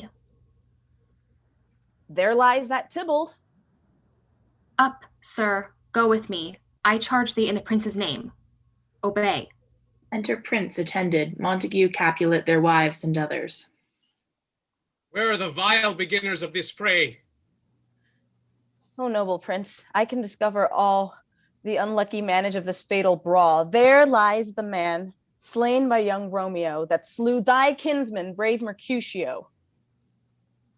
Tybalt, my cousin? Oh, my brother's child. Oh, prince. Oh, cousin, husband. Oh, the blood is spilt. Oh, my dear kinsman. Prince, as thou art true, for blood of ours, shed blood of Montague.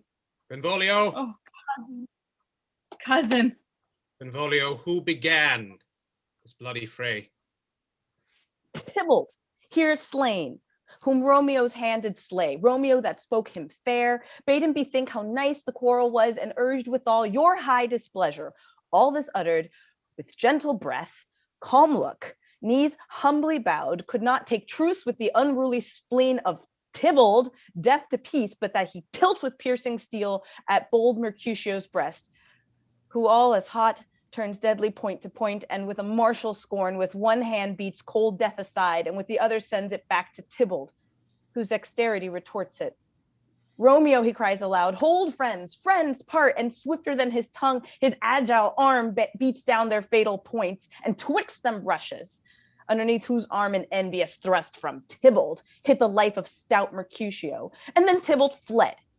But by and by comes back to Romeo, who had but newly entertained revenge, and to it they go like lightning, for ere I could draw to part them, was stout Tybalt slain. And as he fell, did Romeo turn and fly. This is the truth, or let Benvolio die. He is a kinsman to the Montague. Affection makes him false, he speaks not true. Some 20 of them fought in this black strife, and all those 20 could but kill one life. I beg for justice, which thou, prince, must give. Romeo slew Tybalt. Romeo must not live. Romeo slew him. He slew Mercutio. Who now the price of his dear blood doth owe? Not Romeo, prince. He was Mercutio's friend. His fault concludes but what the law should end, the life of Tybalt. And for that offense, immediately we do exile him hence.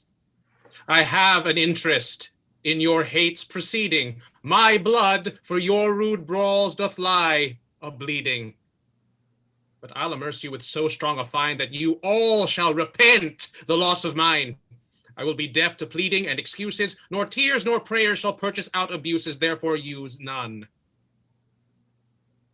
Let Romeo hence in haste, else when he is found, that hour is his last. Bear hence these bodies, and attend our will!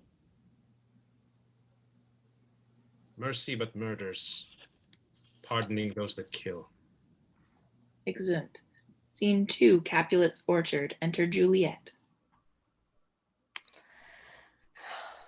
Gallop apace, you fiery-footed steeds, toward Phoebus' lodging.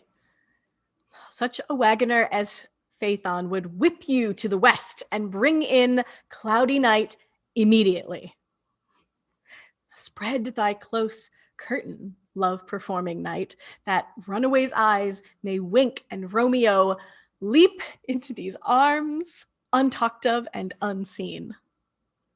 Lovers concede to do their amorous rites by their own beauties. Or if love be blind, it best agrees with night. Come, civil night, thou sober-suited matron, all in black, and learn me how to lose a winning match played for a pair of stainless maidenhoods. Hood my unmanned blood, bathing my cheeks with that black mantle. Still, strange love, grown bold, think true love, acted simple modesty. Come, night, come, Romeo, come, thou day in night, for thou wilt lie upon the wings of night, whiter than new snow on a raven's back. Come, gentle night. Come, loving, black-browed night. Give me my Romeo. And when he shall die, take him and cut him out into little stars, and he will make the face of heaven so fine that all the world will be in love with night.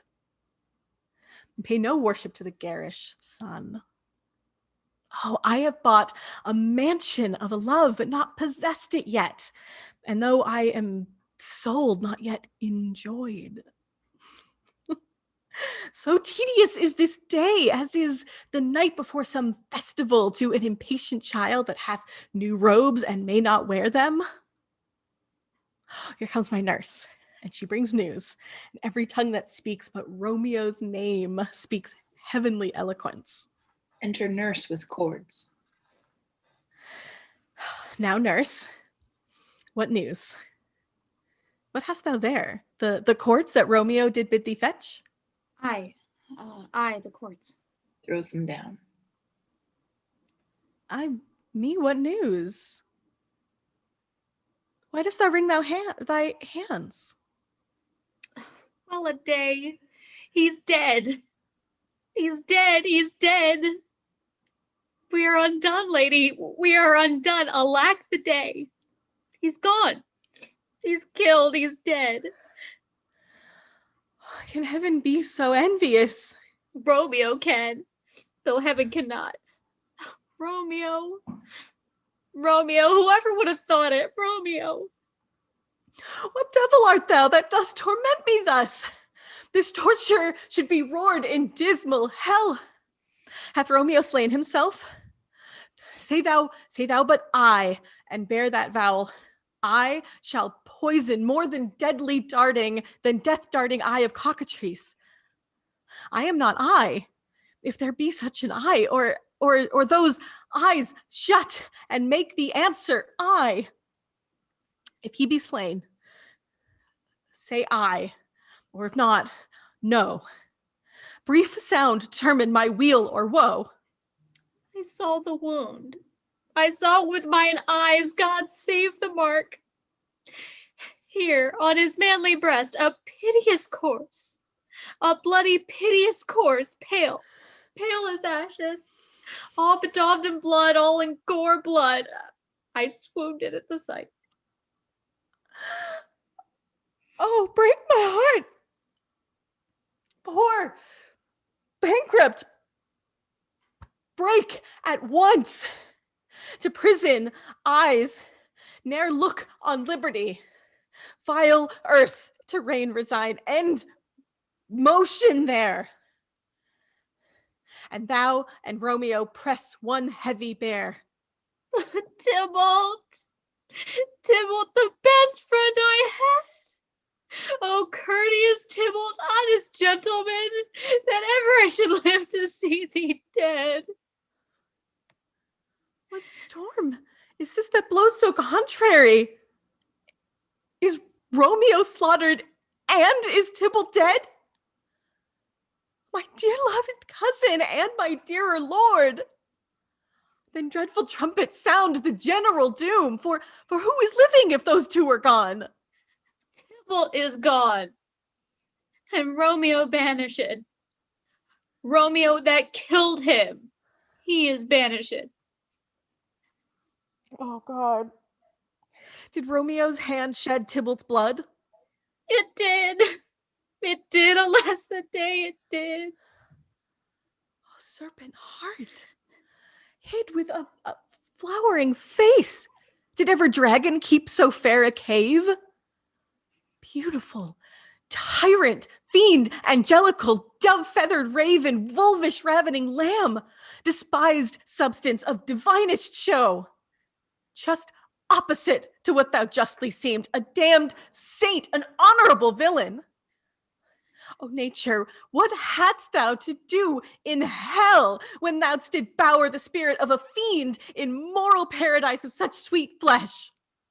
Was ever book containing such vile matter so fairly bound? Oh, that deceit should dwell in such a gorgeous palace. There's no trust, no faith, no honesty in men. All perjured, all forsworn, all not, all dissemblers. Where's my man? Give me some aquavitae. These griefs, these woes, these sorrows make me old. Shame come to Romeo. Blister be thy tongue for such a wish. He was not born to shame. Upon his brow, shame is ashamed to sit. For 'tis a throne where honor may be crowned, sole monarch of the universal earth. Oh, what a beast was I to chide at him. Will you speak well of him that killed your cousin? Shall I speak ill of him that is my husband? Oh, my poor lord, what tongue shall smooth thy name when I, thy 3 hours wife, have mangled it? But wherefore, villain, did thou kill my cousin? That villain cousin would have killed my husband. No, back. Foolish tears, back to your native spring. Your tributary drops belong to woe, which you mistaking offer up to joy. My husband lives, that Tybalt would have slain. And Tybalt's dead, that would have slain my husband. All this is comfort. Wherefore weep I then? Some word was there worse than Tybalt's death that murdered me. I would forget it fain, but oh, it presses to my memory like damned guilty deeds to sinners' minds. Oh, Tybalt is dead, and Romeo banished. That banished, that one word, banished, had slain 10,000 Tybalts. Tybalt's death was woe enough if it had ended there, or if sour woe delights in fellowship and needly will be ranked with other griefs. Why followed not when she said, Tybalt's dead, thy father or thy mother, nay, or both, which modern lamentations might have moved, with a rearward following of Tybalt's death, Romeo is banished. To speak that word is father, mother, Tybalt, Romeo, Juliet, all slain, all dead. Romeo is banished.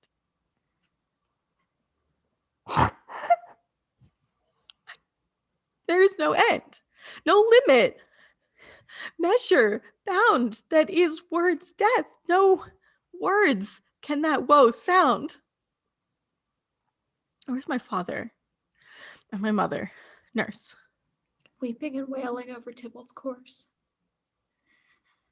Will you go to them? I will bring you thither. Wash they his wounds with tears. Mine shall be spent when theirs are dry, for Romeo's banishment. Take up those cords, poor ropes. You are beguiled, both you and I, for Romeo is exiled. He made you for a highway to my bed, but I, a maid, die maiden widowed. Come cords, come nurse, I'll to my wedding bed, and death, not Romeo, take my maidenhead. Hie you to your chamber. I'll find Romeo to comfort you. I wot well where he is. Hark ye, your Romeo will be here at night. I'll to him. He's hid at Lauren's cell. Oh, find him. Give this ring to my true knight, and bid him come take his last farewell. Exit. Scene 3, Friar Lawrence's cell. Enter Friar Lawrence. Romeo, come forth. Come forth, thou fearful man. Affliction is enamored of thy parts, and thou art wedded to calamity. Enter Romeo. Father, what news? What is the prince's doom? What sorrow craves acquaintance at my hand that I yet know not? Too familiar is my dear son with such sour company. I bring thee tidings of the prince's doom. What less than doomsday is the prince's doom? A gentler judgment vanished from his lips, not body's death, but body's banishment. Banishment? Be merciful, say death. For exile hath more terror in his look, much more than death. Do not say banishment. Hence from Verona art thou banished. Be patient, for the world is broad and wide. There is no world without Verona walls, but purgatory, torture, hell itself. Hence banished is banished from the world, and world's exile is death. Then banished is death misturned, calling death banishment. Thou cuttest my head off with a golden axe, and smilest upon the stroke that murders me. O deadly sin! O rude unthankfulness! Thy fault our law calls death, but the kind prince, taking thy part, hath rushed aside the law, and turned that black word death to banishment. This is dear mercy, and thou seest it not. 'Tis torture, and not mercy. Heaven is here, where Juliet lives, and every cat and dog and little mouse, every unworthy thing, live here in heaven and may look on her, but Romeo may not. More validity, more honorable state, more courtship lives in carrion flies than Romeo. They my seize on the white wander of dear Juliet's hand, and steal immortal blessings from her lips, so even in pure and vestal modesty still blush as thinking their own kisses sin. But Romeo may not. He is banished. Flies may do this, but I from this must fly. They are free men, but I am banished. And sayest thou yet that Exile is not death. Hast thou no poison mixed, no sharp-ground knife, no sudden means of death, thou ne'er so mean, but banished to kill me? Banished. Friar, the damned use that word in hell, howlings attend it. How hast thou the heart, being a divine, a ghostly confessor, a sin absolver, and my friend professed to mangle me with that word banished? Thou fond mad man, hear me but speak a word. Oh, thou wilt speak again of banishment. I'll give thee armor to keep off that word. Adversity's sweet milk, philosophy to comfort thee. Though thou art banished. Yet banished. Hang up philosophy, unless philosophy can make a Juliet. Displant a town, reverse a prince's tomb, it helps not, it prevails not, talk no more. Oh, then I see that madmen have no ears. How should they when wise men have no eyes? Let me dispute with thee of thy estate. Thou canst not speak of that thou dost not feel. Wert thou as young as I, Juliet, thy love an hour, but married Tybalt, murdered, doting like me, and like me banished, thou mightest thou speak, then mightest thou tear thy hair and fall upon the ground as I do now, taking the measure of an unmade grave.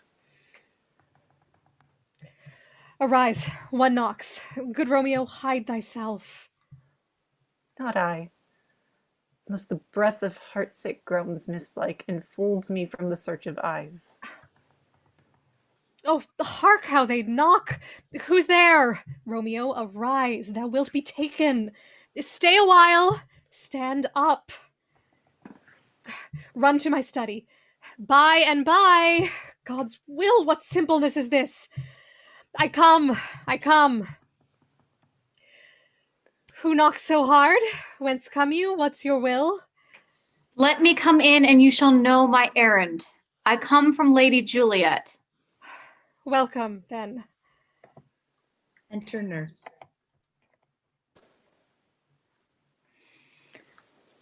Oh, holy friar, tell me, holy friar, where is my lady's lord? Where is Romeo? There on the ground, with his own tears made drunk. He is even in my mistress' case, just in her case. Oh, woeful sympathy, piteous predicament. Even so she lies, blubbering and weeping, weeping and blubbering. Stand up. Stand up. Stand and you be a man for Juliet's sake, for her sake. Rise and stand. Why should you fall into so deep an O? Nurse. Sir. Oh, sir. Well, death's the end of all. Spakest thou of Juliet? How is it with her? Does she not think me an old murderer now? I have stained the childhood of her joy with blood removed but little from her own. Where is she? How doth she? What says my concealed lady to her cancelled love? She says nothing, sir, but weeps and now falls on her bed, and then starts up, and Tybalt calls, and then on Romeo cries, and then down falls again. As if that name shot from the deadly level of a gun did murder her. As that name's cursed hand murdered her kinsmen. Oh. Tell me, friar, tell me, in what vile part of this anatomy doth my name lodge? Tell me that I may sack the hateful mansion. Drawing his sword. Hold thy desperate hand. Art thou a man? Thy form cries out thou art. Thy tears are womanish. Thy wild acts denote the unreasonable fury of a beast. Unseemly woman in a seeming man, or ill-seeming beast in seeming both. Thou hast amazed me. By my holy order, I thought thy disposition better tempered. Hast thou slain Tybalt? Wilt thou slay thyself? And stay thy lady too, that lives in thee, by doing damned hate upon thyself? Why railst thou on thy birth, the heaven and earth? Since birth and heaven and earth all three do meet in thee at once, which thou at once would lose? Fie, fie, thou shamest thy shape, thy love, thy wit, which like a usurer abound'st in all, and usest none in that true use indeed which should bedeck thy shape, thy love, thy wit.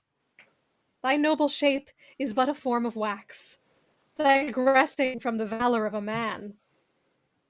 Thy dear love, sworn but hollow perjury, killing that love which thou hast vowed to cherish.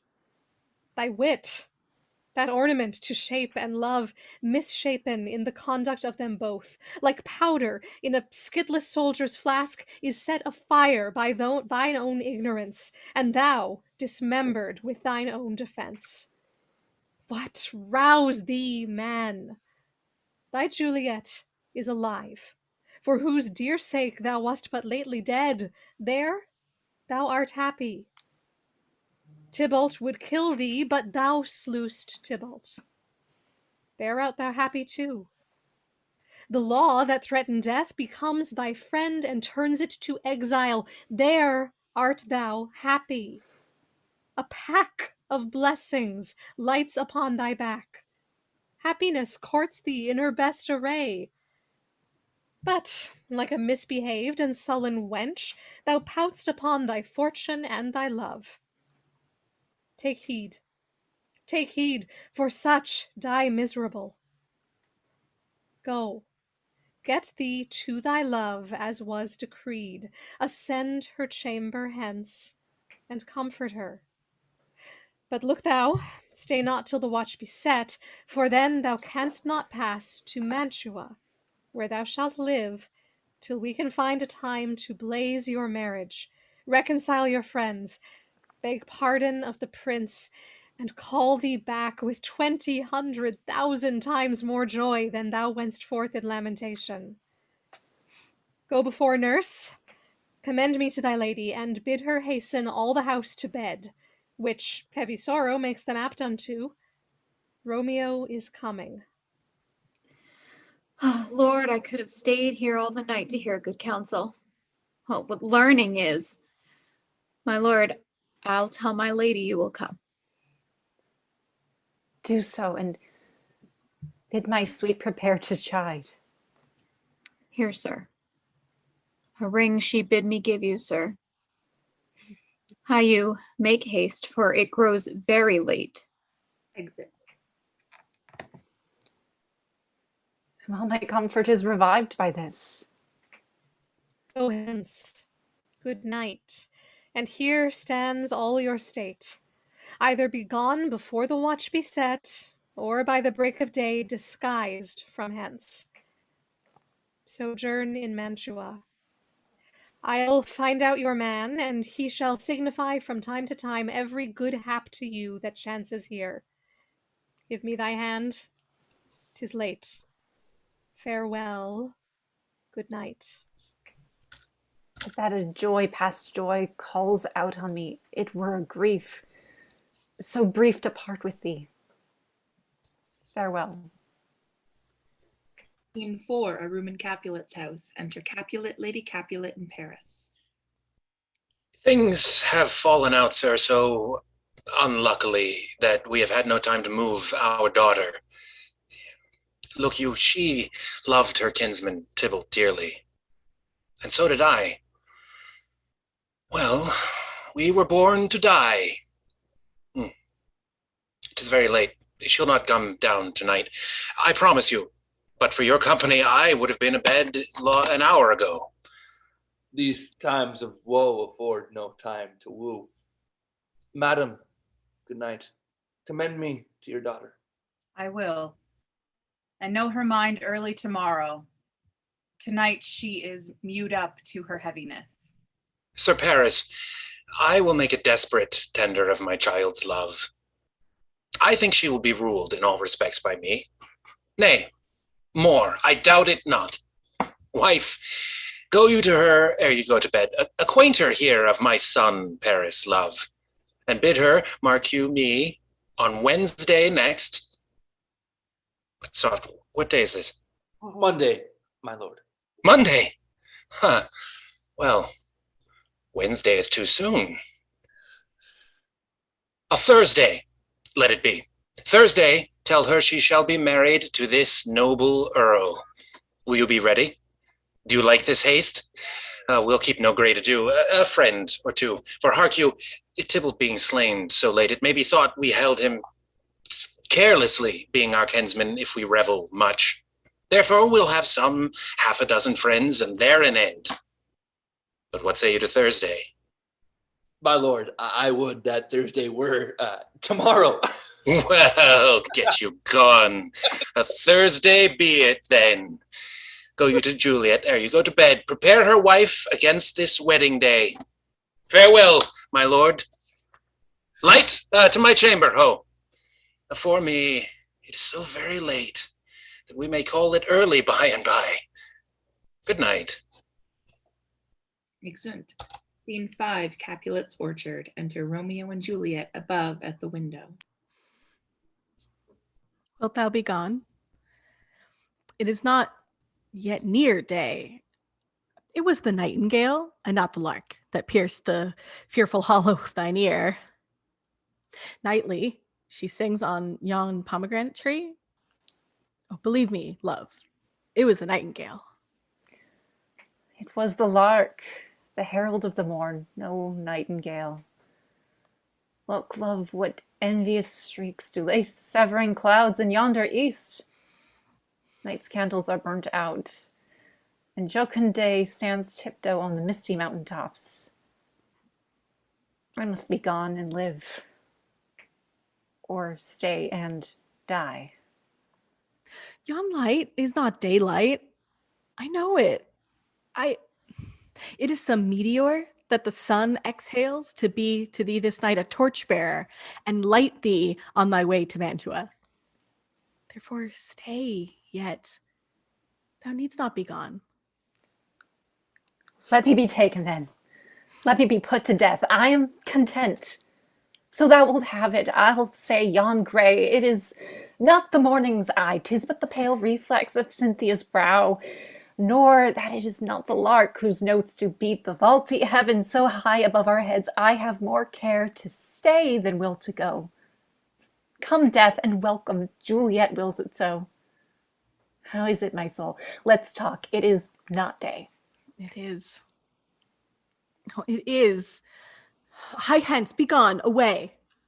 It is the lark that sings so out of tune, straining harsh discords and unpleasing sharps. Some say the lark makes sweet division. This doth not so, for she divideth us. Some say the lark and loathed toad change eyes. Oh, now I would they had changed voices too.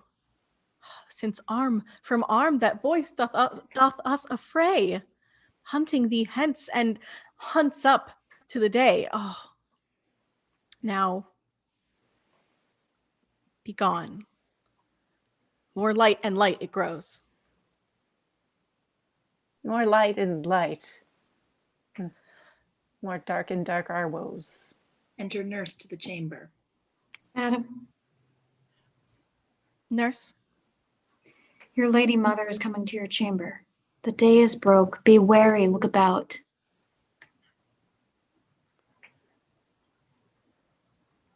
Exit. then window, let day in and let life out. Farewell. Farewell. One kiss and I'll descend. He goeth down. Art thou gone so? Love. Lord, husband, friend, I must hear from thee every day in the hour, for in a minute there are many days. Oh, by this count, I shall be much in years ere I again behold my Romeo. Farewell. I will omit no opportunity that may convey my greetings, love, to thee. Thinkst thou we shall ever meet again? Oh, I doubt it not. And all these woes shall serve for sweet discourses in our time to come. Oh God, I have an ill-divining soul. Methinks I see thee, how thou art below, and as one dead in the bottom of a tomb. Either my eyesight fails, or thou lookst pale. Trust me, love. In my eye, so do you. Dry sorrow drinks our blood. Adieu. Adieu. Exit. Oh, Fortune. Fortune, all men call thee fickle. If thou art fickle, what dost thou with him? It is renowned for faith. Be fickle, Fortune, for then I hope thou wilt not keep him long. But send him back. Oh, daughter, are you up? Who is that calls? Is it my lady mother? Is she not down so late or up so early? What unaccustomed cause procures her hither? Enter Lady Capulet. Why, how now, Juliet? Madam, I am not well. Evermore weeping for your cousin's death? What? Wilt thou wash him from his grave with tears? And if thou couldst not make him live. Therefore, have done. Some grief shows much of love, but much of grief shows still some want of wit. Yet let me weep for such a feeling loss. So shall you feel the loss, but not the friend which you weep for. Feeling so the loss cannot choose but ever weep the friend. Well, girl, thou weepst not so much for his death as that the villain lives which slaughtered him. What villain, madam? That same villain Romeo. Villain and he be many miles asunder. God pardon him. I do, with all my heart, and yet no man like he doth grieve my heart. That is because the traitor murderer lives. I, madam, from the reach of these my hands, would none but I might venge my cousin's death. Oh, we will have vengeance for it, fear thou not. Then weep no more. I'll send to one in Mantua, where that same banished runagate doth live, shall give him such an unaccustomed dram that he shall soon keep Tybalt company, and then, I hope, thou wilt be satisfied. Indeed, I never shall be satisfied with Romeo till I behold him dead. Is my poor heart for kinsman vexed? Madam, if you could find out but a man to bear a poison, I would temper it, that Romeo should, upon receipt thereof, soon sleep in quiet. Oh, how my heart abhors to hear him named, and cannot come to him, to wreak the love I bore my cousin upon his body that slaughtered him. Find thou the means, and I'll find such a man. But now I'll tell thee joyful tidings, girl. And joy comes well in such a needy time. What are they, I beseech your ladyship? Well, thou hast a careful father, child, one who, to put thee from thy heaviness, hath sorted out a sudden day of joy that thou expectest not, nor I looked not for. Madam, in happy time, what day is that? Marry, my child, early next Thursday morn, the gallant, young, and noble gentleman, the County Paris, at St. Peter's Church, shall happily make thee there a joyful bride. Now by St. Peter's Church, and Peter too, he shall not make me there a joyful bride. I wonder at this haste that I must wed ere he that should be husband comes to woo. I pray you, tell my lord and father, madam, I will not marry yet, and when I do, I swear it shall be Romeo, whom you know I hate, rather than Paris. These are news indeed. Well, here comes your father. Tell him so yourself and see how he will take it at your hands. Enter Capulet and nurse. When the sun sets, the air doth drizzle dew, but for the sunset of my brother's son, it rains downright. How now? A conduit girl? What, still in tears, evermore showering? In one little body thou counterfeit'st a bark at sea, a wind, for still thy eyes, which I may call the sea, do ebb and flow with tears. The bark thy body is, sailing in this salt flood, the winds thy sighs, raging with thy tears, and they with them, without a sudden calm, will overset thy tempest-tossed body. How now, wife? Have you delivered to her our decree? Aye, sir, but she will none. She gives you thanks. I would the fool were married to her grave. Soft. Take me with you. Take me with you, wife. How? Will she none? Doth she not give us thanks? Is she not proud? Doth she not count her blessed, unworthy as she is, that we have wrought so worthy a gentleman to be her bridegroom? Not proud.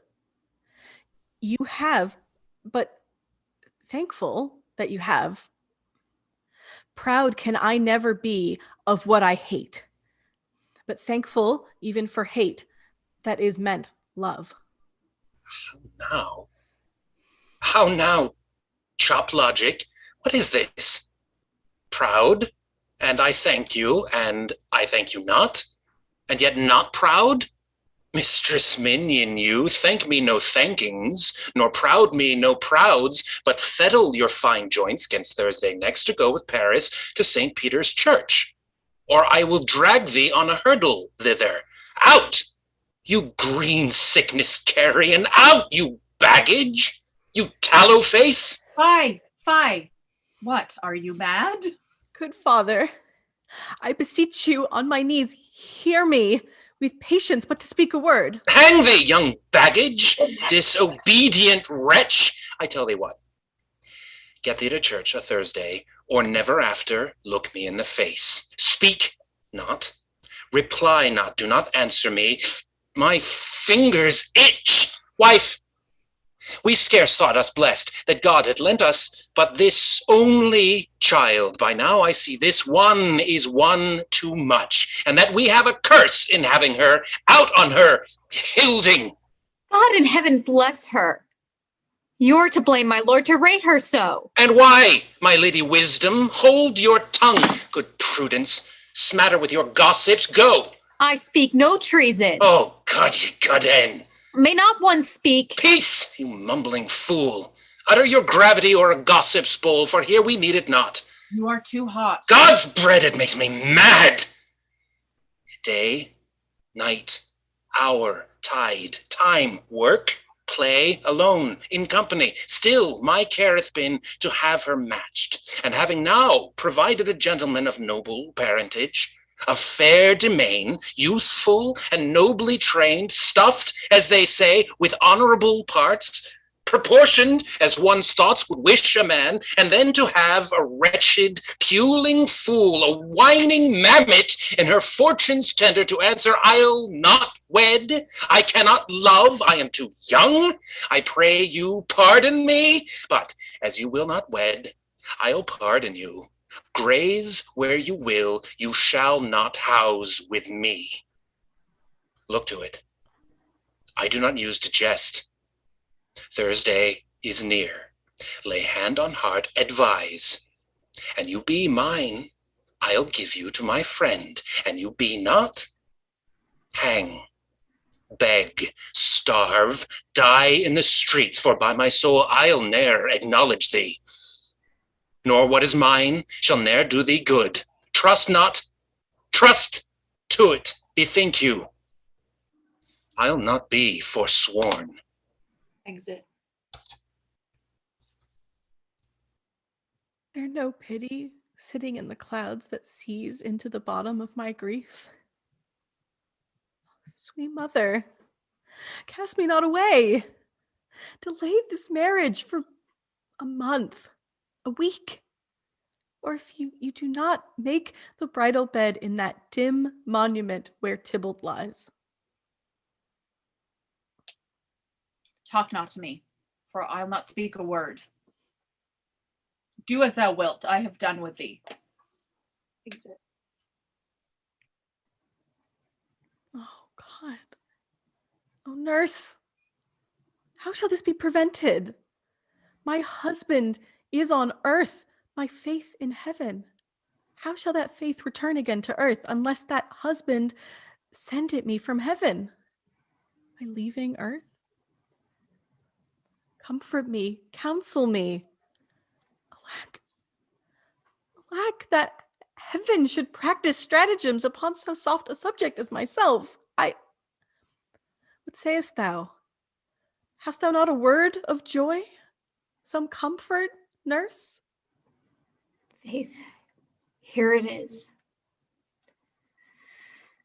Romeo is banished, and all the world to nothing that he dares ne'er come back to challenge you. Or if he do, it needs must be by stealth. Then, since the case now stands as now it doth, I think it best you married the county. Oh, he is a lovely gentleman. Romeo's a dishclout to him, an eagle, madam, hath not so green, so quick, so fair an eye as Paris hath.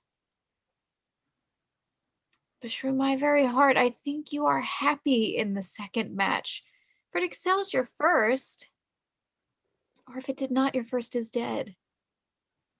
Or 'twere as good he were as living here, and you no use of him. Speakst thou from thy heart?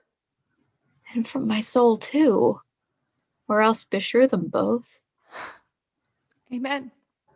What? Oh, thou hast comforted me marvelous much. Go in, tell my lady I am gone, having displeased my father, to Lawrence' cell, to make confession and to be absolved. Marry, I will. And this is wisely done. Exit. Ancient damnation, oh most wicked fiend!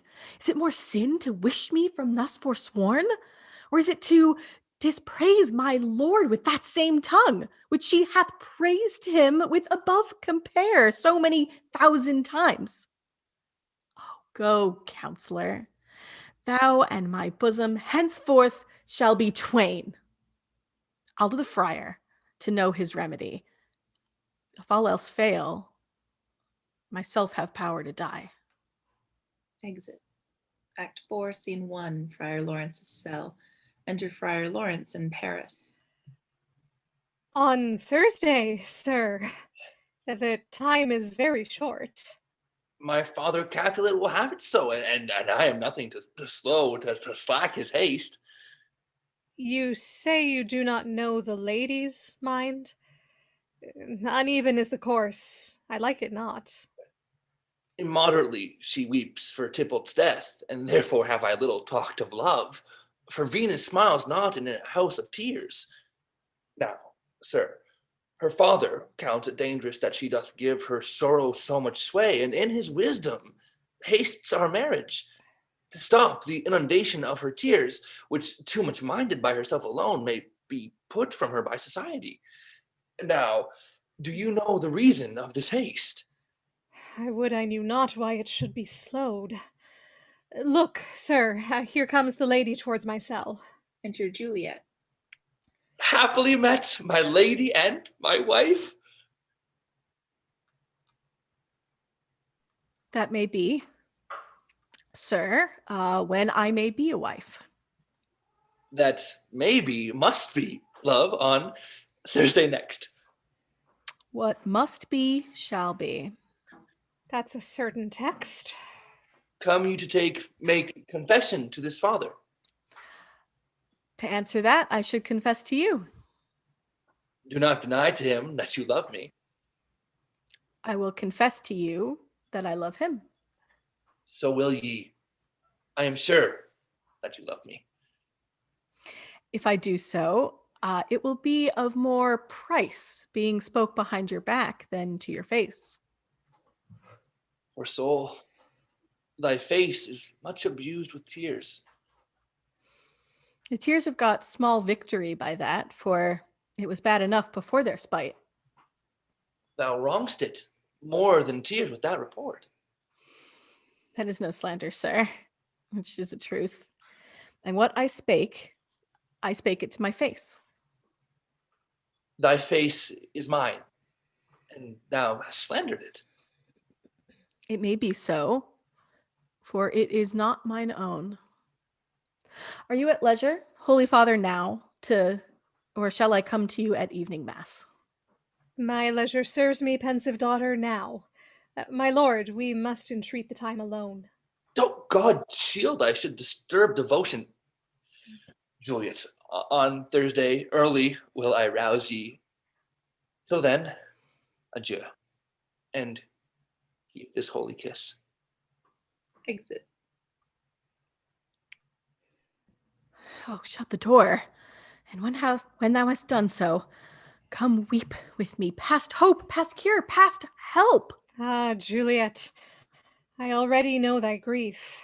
It strains me past the compass of my wits.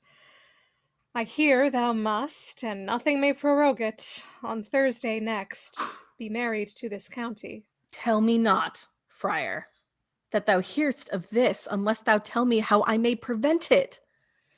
If in thy wisdom thou can give no help, do thou but call my resolution wise, and with this knife I'll help present it presently. God joined my heart and Romeo's, though our hands and ear this hand by thee to Romeo sealed, shall be the label to another deed.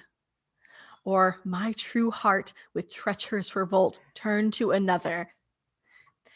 This shall slay them both. Therefore, out of thy long experienced time, give me some present counsel. Or, behold, twixt my extremes and me, this bloody knife shall play the umpire, arbitrating that which the commission of thy years and art could to no issue of true honor bring. Be not so long to speak. I long to die. If what thou speakst, speak not of remedy. Hold, daughter. I do spy a kind of hope, which craves as desperate an execution as that is desperate which we would prevent. If, rather than to marry County Paris, thou hast the strength of will to slay thyself, then it is likely thou wilt undertake a thing like death, to chide away this shame, that copes with death himself to scape from it. And if thou darest, I'll give thee remedy. Oh, bid me leap rather than marry Paris, from off the battlements of yon tower, or walk in thievish ways, or bid me lurk where serpents are, chain me with roaring bears, or shut me nightly in a charnel house, or covered quite with dead men's rattling bones, with reeky shanks and yellow chapless skulls. Or bid me go into a new-made grave and hide me with a dead man in his shroud. Things that, to hear them told, have made me tremble, and I will do it without fear or doubt, to live an unstained wife to my sweet love. Hold then. Go home. Be merry. Give consent to marry Paris. Wednesday is tomorrow. Tomorrow night, look that thou lie alone. Let not thy nurse lie with thee in thy chamber. Take thou this vial. Being then in bed, and this distilled liquor drink thou off. When presently through all thy veins shall run a cold and drowsy humour, for no pulse shall keep his native progress, but surcease. No warmth, No breath shall testify thou liv'st. The roses in thy lips and cheeks shall fade to paly ashes. Thy eyes' windows fall like death when he shuts up the day of life. Each part, deprived of supple government, shall, stiff and stark and cold, appear like death. And in this borrowed likeness of shrunk death thou shalt continue 42 hours, and then awake, as from a pleasant sleep. Now, when the bridegroom in the morning comes to rouse thee from thy bed, there art thou dead. Then, as the manner of our country is, in thy best robes uncovered on the bier thou shalt be borne to that same ancient vault where all the kindred of the Capulets lie. In the meantime, against thou shalt awake, shall Romeo by my letters know our drift, and hither shall he come. And he and I will watch thy waking, and that very night shall Romeo bear thee hence to Mantua. And this shall free thee from this present shame, if no inconstant toy nor womanish fear abate thy valor in the acting it. Oh, give me! Oh, give me! Oh, tell me not of fear. Hold, get you gone. Be strong and prosperous in this resolve. I'll send a friar with speed to Mantua with my letters to thy lord. Love, give me strength, and strength shall help afford. Farewell, dear father. Into a hall in Capulet's house. Enter Capulet, Lady Capulet, nurse, and 2 serving men. So many guests. Invite as here are writ. Exit no servant. Thera, go hire me 20 cunning cooks. You shall have none ill, sir, for I'll try if they can lick their fingers. How canst thou try them so? Marry, sir, 'tis an ill cook that cannot lick his own fingers. Therefore he that cannot lick his fingers goes not with me. Go, be gone. We shall be much unfurnished for this time. What, is my daughter gone to Friar Lawrence? Aye, forsooth. Well, he may chance to do some good on her. A peevish, self-willed harlotry it is. See where she comes from shrift with merry look. Enter Juliet. How now, my headstrong? Where have you been gadding?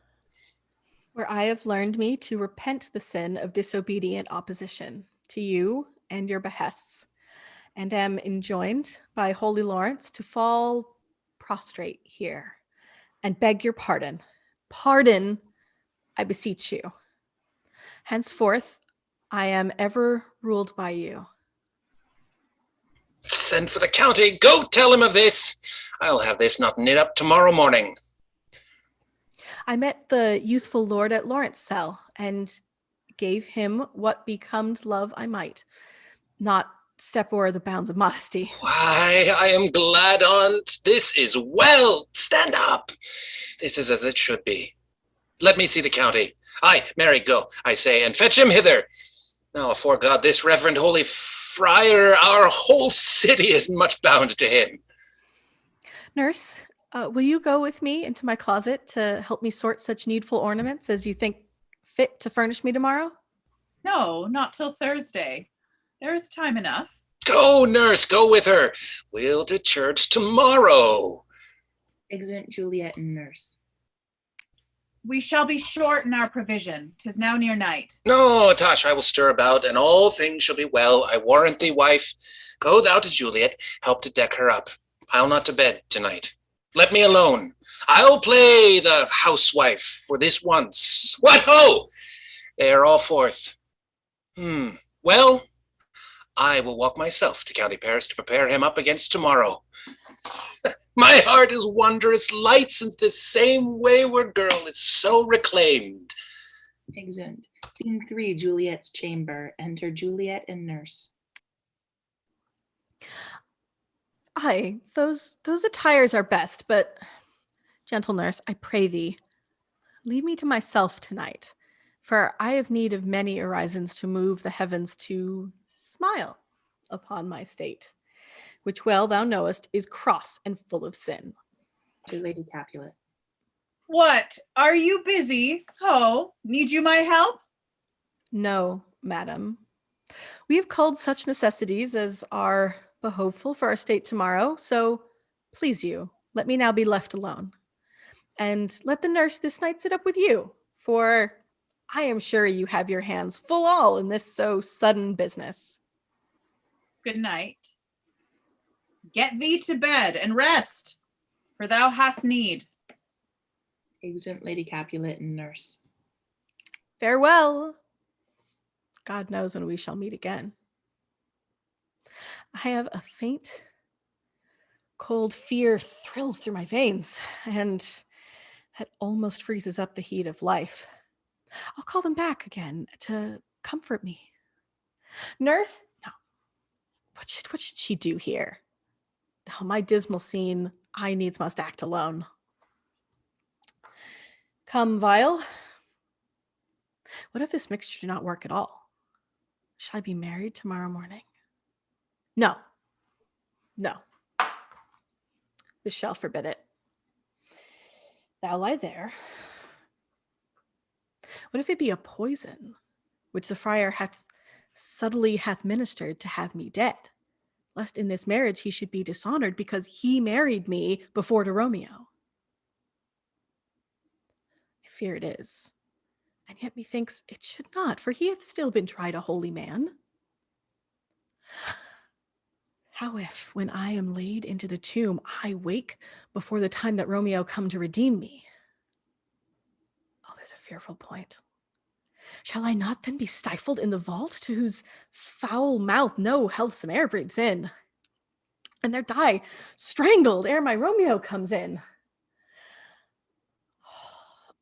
Or if I live, it is not very like the horrible conceit of death and night, together with the terror of the place, as in a vault, an ancient receptacle where for these many 100 years the bones of all my buried ancestors are packed. Our bloody Tybalt, yet but green in earth, lies festering in his shroud, where, or as they say, some hours in the night spirits resort. Oh, alack. Alack, it is not like that I, so early waking, with the loathsome smells and shrieks like mandrakes torn out of the earth, that living mortals hearing them run mad. Oh, if I wake, shall I not be distraught, environed with all these hideous fears, and madly play with my forefather's joints, and pluck the mangled Tybalt from his shroud? And in this rage, with some great kinsman's bone, as with a club, dash out my desperate brains? Oh, look. Methinks I see my cousin's ghost, seeking out Romeo, that did spit his body upon a rapier's point. Stay, Tybalt, stay.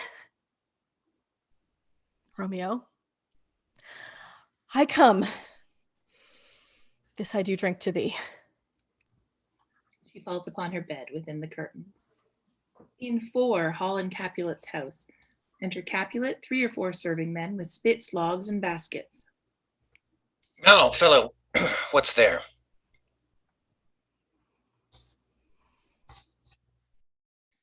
Things for the cook, sir, but I know what not what. Make haste, make haste! Exit first servant. Sirrah, fetch drier logs. Call Peter, he'll show you where they are. I have a head, sir, that will find out logs and never trouble Peter for that matter. That's well said. A merry horse, and ha! Thou shalt be a loggerhead. Good faith. Oh, 'tis day. The county will be here with music straight, for so he said he would. I hear him near. Music within. Nurse, wife! What ho? What? Nurse, I say. Enter nurse. Go, waken Juliet. Go and trim her up. I'll go and chat with Paris. Hi, make haste, make haste. The bridegroom, he has come already. Make haste, I say. Exeunt. Scene 5, Juliet's chamber. Enter nurse.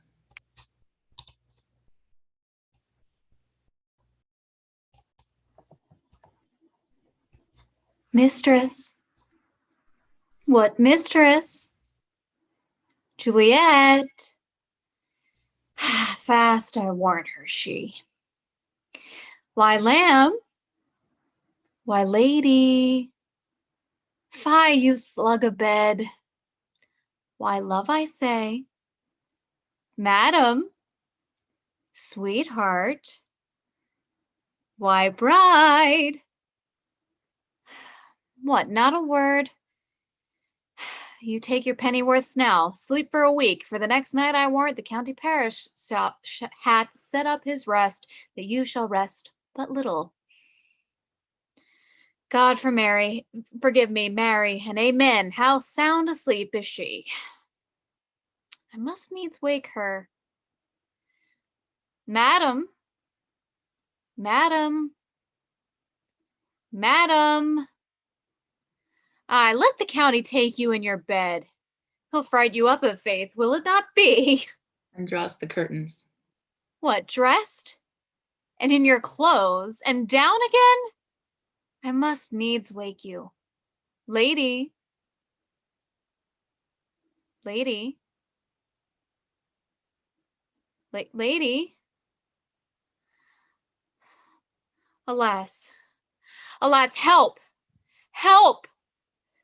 My lady is dead. Oh, well a day that ever I was born. So aqua vitae, ho! My lord, my lady! Enter Lady Capulet. What noise is here? Oh, lamentable day! What is the matter? Look! Look! Oh, heavy day! Oh, me. Oh, me. My child, my only life. Revive, look up, or I will die with thee. Help! Help! Call help! Enter Capulet. For shame! Bring Juliet forth, her lord is come. She's dead. Deceased, she's dead. Alack the day. Alack the day. She's dead. She's dead. She's dead. Let me see her. Out. Alas, she's cold. Her blood is settled and her joints are stiff. Life and these lips have long been separated. Death lies on her like an untimely frost upon the sweetest flower of all the field. Lamentable day. A woeful time. Death that hath ta'en her hence to make me wail ties up my tongue and will not let me speak. Enter Friar Lawrence and Paris with musicians. Come, is the bride ready to go to church? Ready to go, but never to return. O son, the night before thy wedding day hath death lain with thy wife. There she lies, flower as she was, deflowered by him.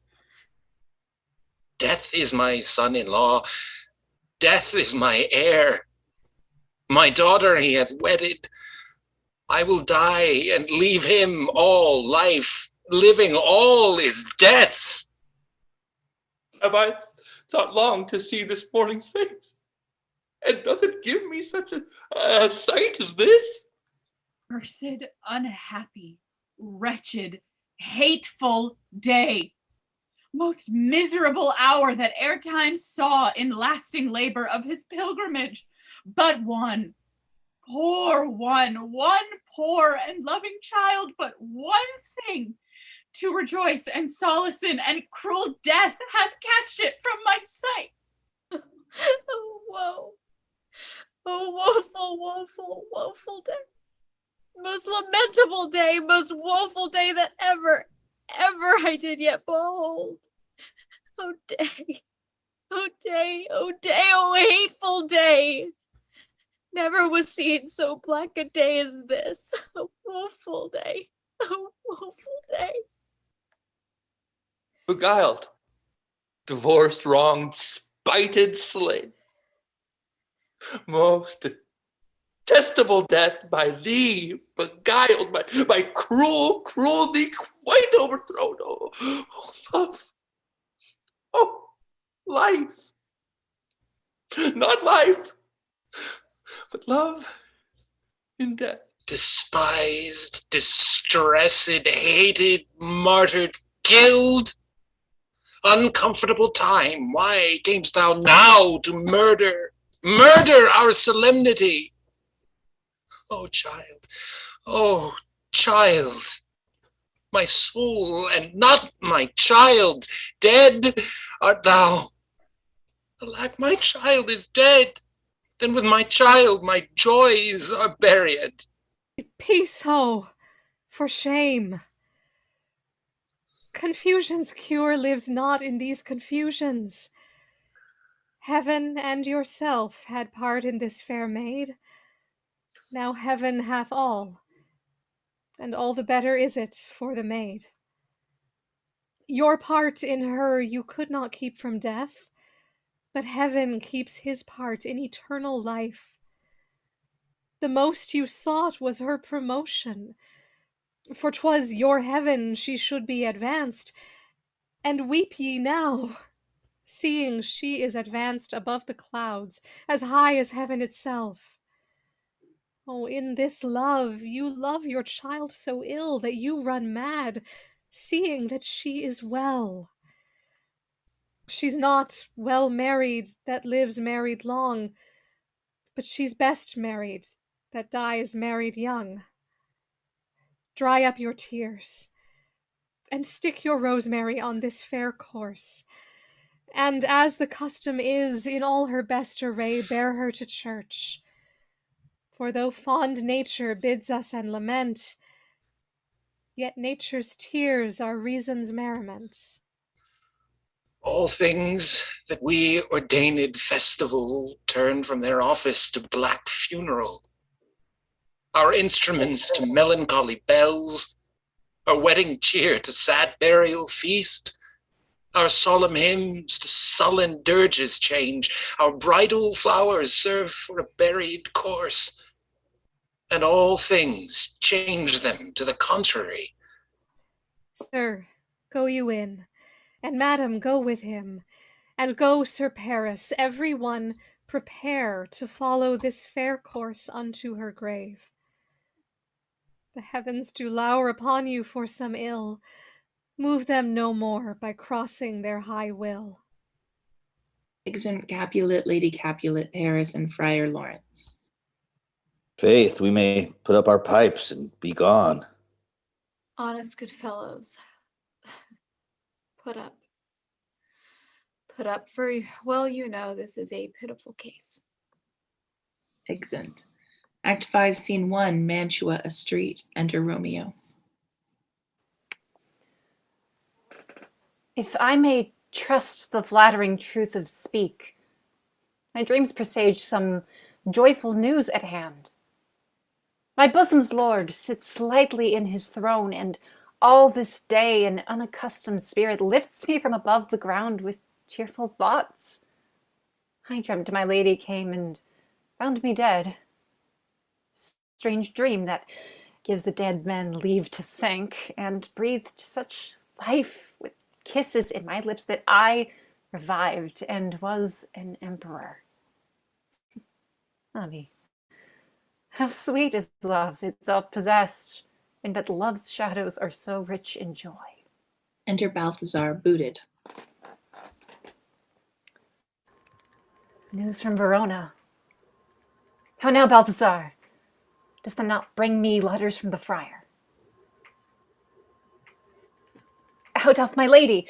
Is my father well? How fares my Juliet? That I ask again, for nothing can be ill if she be well. Then she is well, and nothing can be ill. Her body lies in Capul's monument, and her immortal part with angels lives. I saw her laid low in her kindred's vault, and presently took post to tell it you. Oh, pardon me for bringing these ill news, since you did leave it for my office, sir. Is it even so? Then I defy you, stars. Thou knowest my lodging. Get me ink and paper and hire post horses. I will hence tonight. I do beseech you, sir, have patience. Your looks are pale and wild, and do import some misadventure. Tush, thou art deceived. Leave me and do the thing I bid thee do. Hast thou no letters from the friar? No, my good lord. No matter. Get thee gone, and hire those horses. I'll be with thee straight. Exit Balthazar.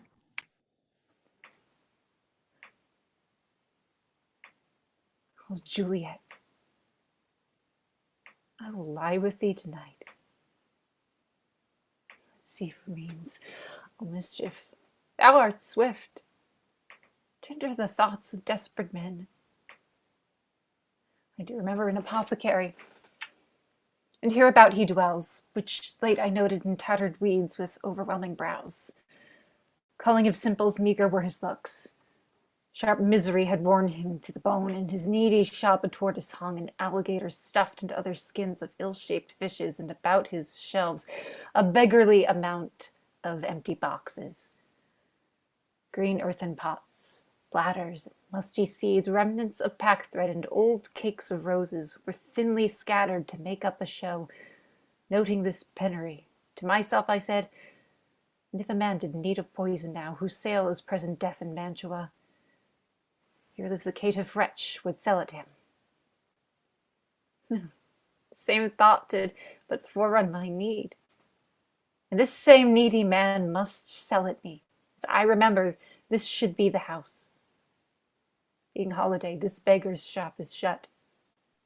But ho! Apothecary. Who calls so loud? Come hither, man. Enter apothecary. I see thou art poor. Hold, there is 40 ducats. Let me have a dram of poison, such soon speeding gear as will disperse itself through all the veins, that the life-weary taker may fall dead, and that the trunk may be discharged of breath as violently as hasty powder fired doth hurry from the fatal cannon's womb. Such mortal drugs I have, but Mantua's law is death to any he that utters them. Art thou so bare, and full of wretchedness, and fierce to die? Famine is in thy cheeks. Need and oppression starveth in thine eyes. Contempt and beggary hangs upon thy back. The world is not thy friend, nor the world's law. The world affords no law to make thee rich. Then be not poor, but break it and take this. My poverty, but not my will, consents. I pay thy poverty, and not thy will.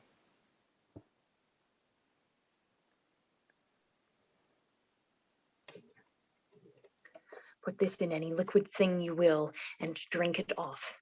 And if you had the strength of 20 men, it would dispatch you straight. There is thy gold. First poison to men's souls, doing more murders in this loathsome world than these compounds that thou mayest not sell. I sell thee poison, thou hast sold me none. Farewell. Buy food and get thyself in flesh. Come. Cordial and not poison, go with me. To Juliet's grave, for thee must I use thee. Exeunt. Scene 2, Friar Lawrence's cell. Enter Friar John. Holy Franciscan friar, brother, ho! Enter Friar Lawrence. I'm sorry, my thing just went to full screen and I can't see my script. There we go. This same should be the voice of Friar John. Welcome from Mantua. What says Romeo? Or if his mind be writ, give me his letter. Going to find a barefoot brother out, one of our order, to associate me here in this city, visiting the sick, and finding him, the searchers of the town, suspecting that we both were in a house where the infectious pestilence did reign, sealed up the doors, and would not let us forth, so that my speed to Mantua there was stayed. Who bare my letter, then, to Romeo? Oh, I could not send it. Here it is again. Nor get a messenger to bring it thee, so fearful were they of infection. Unhappy fortune. By my brotherhood, the letter was not nice, but full of charge of dear import, and the neglecting of it may do much danger. Friar John, go hence. Get me an iron crow and bring it straight unto my cell. Brother, I'll go and bring it thee. Now must I to the monument alone. Within 3 hours will fair Juliet wake. She will beshrew me much that Romeo hath had no notice of these accidents. But I will write again to Mantua, and keep her at my cell till Romeo come. Oh, poor living corse, closed in a dead man's tomb. Exit. Scene 3, a churchyard. In it, a tomb belonging to the Capulets. Enter Paris and his page bearing flowers and a torch. Give me thy torch, boy, and stand aloof. Yet put it out, for I would not be seen. Under yond yew trees lay thee all along, holding thine ear close to the hollow ground. So shall no foot upon the churchyard tread, being loose, unfirm with digging up of graves. But thou shalt hear it. Whistle then to me as a signal that thou hearest something approach. Give me those flowers. Do as I bid thee. Go. I am almost afraid to stand alone here in the churchyard, yet I will adventure. Retires. Sweet flower, with flowers thy bridal bed I strew. Oh, woe. Thy canopy is dust and stones, which with sweet water nightly I will do, or wanting that, with tears distilled by moans, the obsequies that I for thee will keep, nightly shall be to strew thy grave and weep. The boy gives warning something doth approach. What cursed foot wanders this way tonight, to cross my obsequies and true lover's right? What with a torch? Muffle me, knight, a while. Retires. Enter Romeo and Balthazar with a torch, mattock, and company. Give me that mattock and the wrenching iron. Hold. Take this letter. Early in the morning see thou deliver it to my lord and father. Give me the light. Upon thy life I charge thee, whate'er thou hearest or seest, stand all aloof, and do not interrupt me in my course. My eye descend into this bed of death is partly to behold my lady's face, but chiefly to take thence from her dead finger a precious ring. A ring that I must use in dear employment, therefore hence be gone. But if thou, jealous, dost return to pry in what I further shall intend to do, by heaven I will tear thee, joint by joint, and strew this hungry churchyard with thy limbs. The time and my intents are savage, wild, more fierce and more inexorable far than empty tigers on the roaring sea. I will be gone, sir, and not trouble you. So shalt thou show me friendship. Take thou that. Live and be prosperous. And farewell, good fellow. For all the same, I'll hide me hereabout. His looks I fear, and his intents I doubt. Retires. Thou detestable maw, thou womb of death, gorged with the dearest morsel of the earth, thus I enforce thy rotten jaws to open, and in despite I'll cram thee with more food.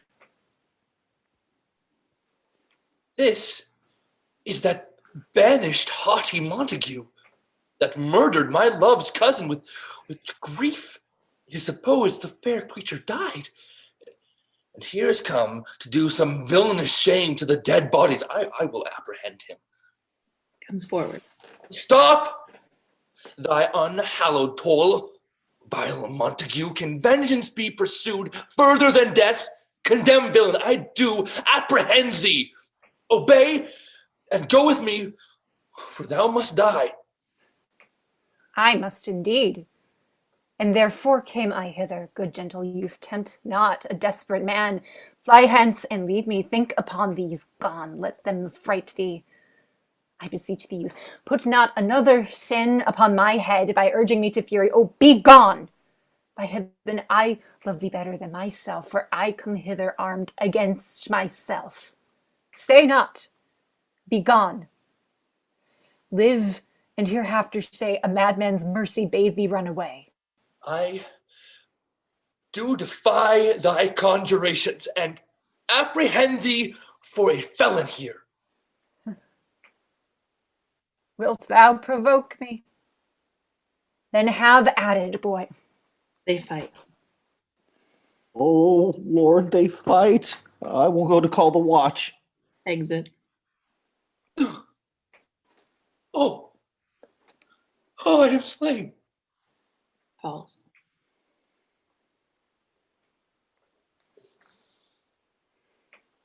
He dies. In faith I will. Let me peruse this face. Mercutio's kinsman, noble county Paris. What said my man when my betossed soul did not attend him as we rode?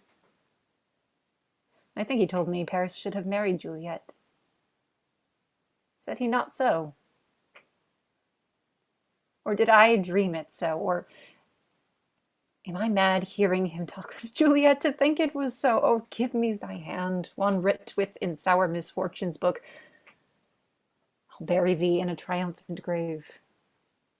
A grave? Oh no, a lantern slaughtered youth, for here lies Juliet, and her beauty this vault of feasting presence full of light. Death, lie thou there, by a dead man interred. Laying Paris in the tomb. How oft, when men are at the point of death, have they been merry? Which their keepers call a lightning before death. Oh, how may I call this a lightning? Oh, my love, my wife, death that hath sucked the honey of thy breath hath not yet power upon thy beauty. Thou art not conquered. Beauty's ensign is crimson in thy lips and in thy cheeks, and death's pale flag is not advanced there. Tybalt, liest thou there in that bloody sheet? But what more favor can I do to thee than with the hand that cut thy youth in twain to sunder his that was thine enemy? Forgive me, cousin. Oh, Juliet, why art thou yet so fair? Should I believe that unsubstantial death is amorous, and that the lean, abhorred monster keeps thee here in dark to be his paramour? For fear of that, I will stay with thee, and never from this place of dim night depart again. Here I will remain, with worms that are thy chambermaids. Oh, here will I set up everlasting rest, and shake the yoke of inauspicious stars from this world-wearied flesh. Eyes, look your last.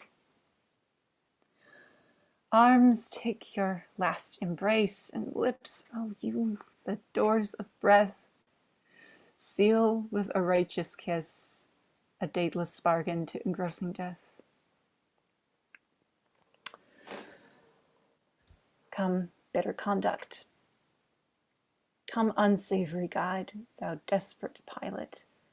Now at once run on the dashing rocks, thy seasick weary bark.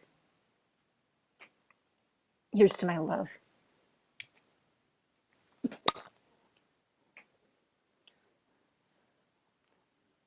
True apothecary. The drugs are quick. Thus, with a kiss, I die. Guys, enter at the other end of the churchyard Friar Lawrence with a lantern, crow, and spade. Oh, St. Francis be my speed. How oft tonight have my old feet stumbled at graves. Who's there? Here's one, a friend, and one that knows you well. Bliss be upon you. Tell me, good my friend, what torch is yond that vainly lends its light to grubs and eyeless skulls? As I discern, it burneth in the Capulets monument. It does, sir. And there's my master, one that you love. Who is it? Romeo. How long hath he been there? Full half an hour. Go with me to the vault. I dare not, sir. My master knows not but that I am gone hence, and fearfully did menace me with death if I stayed on to look on his intents. Stay then, I'll go on alone. Fear comes upon me. Oh, much I fear some ill unlucky thing. As I did sleep under this yew tree here, I dreamt my master and another fought, and that my master slew him. Romeo! Answers. Alack. Alack, what blood is this which stains the stony entrance of this sepulchre? What mean these masterless and gory swords to lie discolored in this place of peace? Enters the tomb. Romeo! Oh, pale. Who else? What Paris too, and steeped in blood? Oh, what an unkind hour is guilty of this lamentable chance. The lady stirs. Juliet wakes. Oh, comfortable friar. Where's my lord? I do remember well where I should be, and there I am. Where's my Romeo? Noise within. I hear some noise. Lady, come from that nest of death, contagion, and unnatural sleep. A greater power than we can contradict hath thwarted our intents. Come away. Thy husband in thy bosom there lies dead, and Paris too. Come, I'll dispose of thee among a sisterhood of holy nuns. Stay not to question, for the watch is coming. Come, go, good Juliet. Noise again. I dare no longer stay. Go. Get thee hence. For I will not away. Exit Friar Lawrence. What's here? A cup? Closed in my true love's hand? Poison, I see, hath been his timeless end. Churl, drunk all and left no friendly drop to help me after? I'll kiss thy lips. Haply some poison yet doth hang on them to make die with a restorative. She kisses him. Oh, thy lips are warm. Lead, boy, which way? Oh, yea, noise. And I'll be brief. Oh, happy dagger. He snatches Romeo's dagger. This is thy sheath.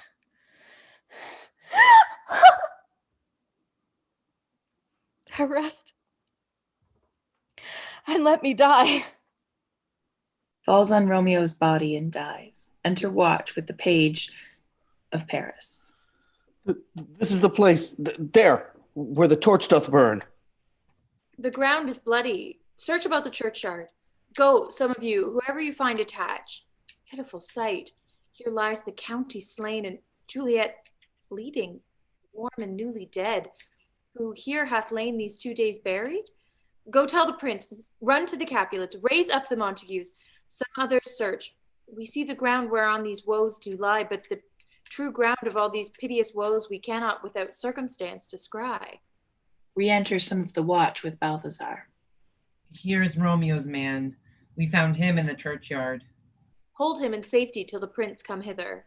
Re-enter others of the watch with Friar Lawrence. Here is a friar that trembles, sighs, and weeps. We took this mattock and this spade from him as he was coming from this churchyard side. Great suspicion. Stay the friar, too. Enter the prince in attendance. What misadventure is so early up that calls our person from our morning's rest?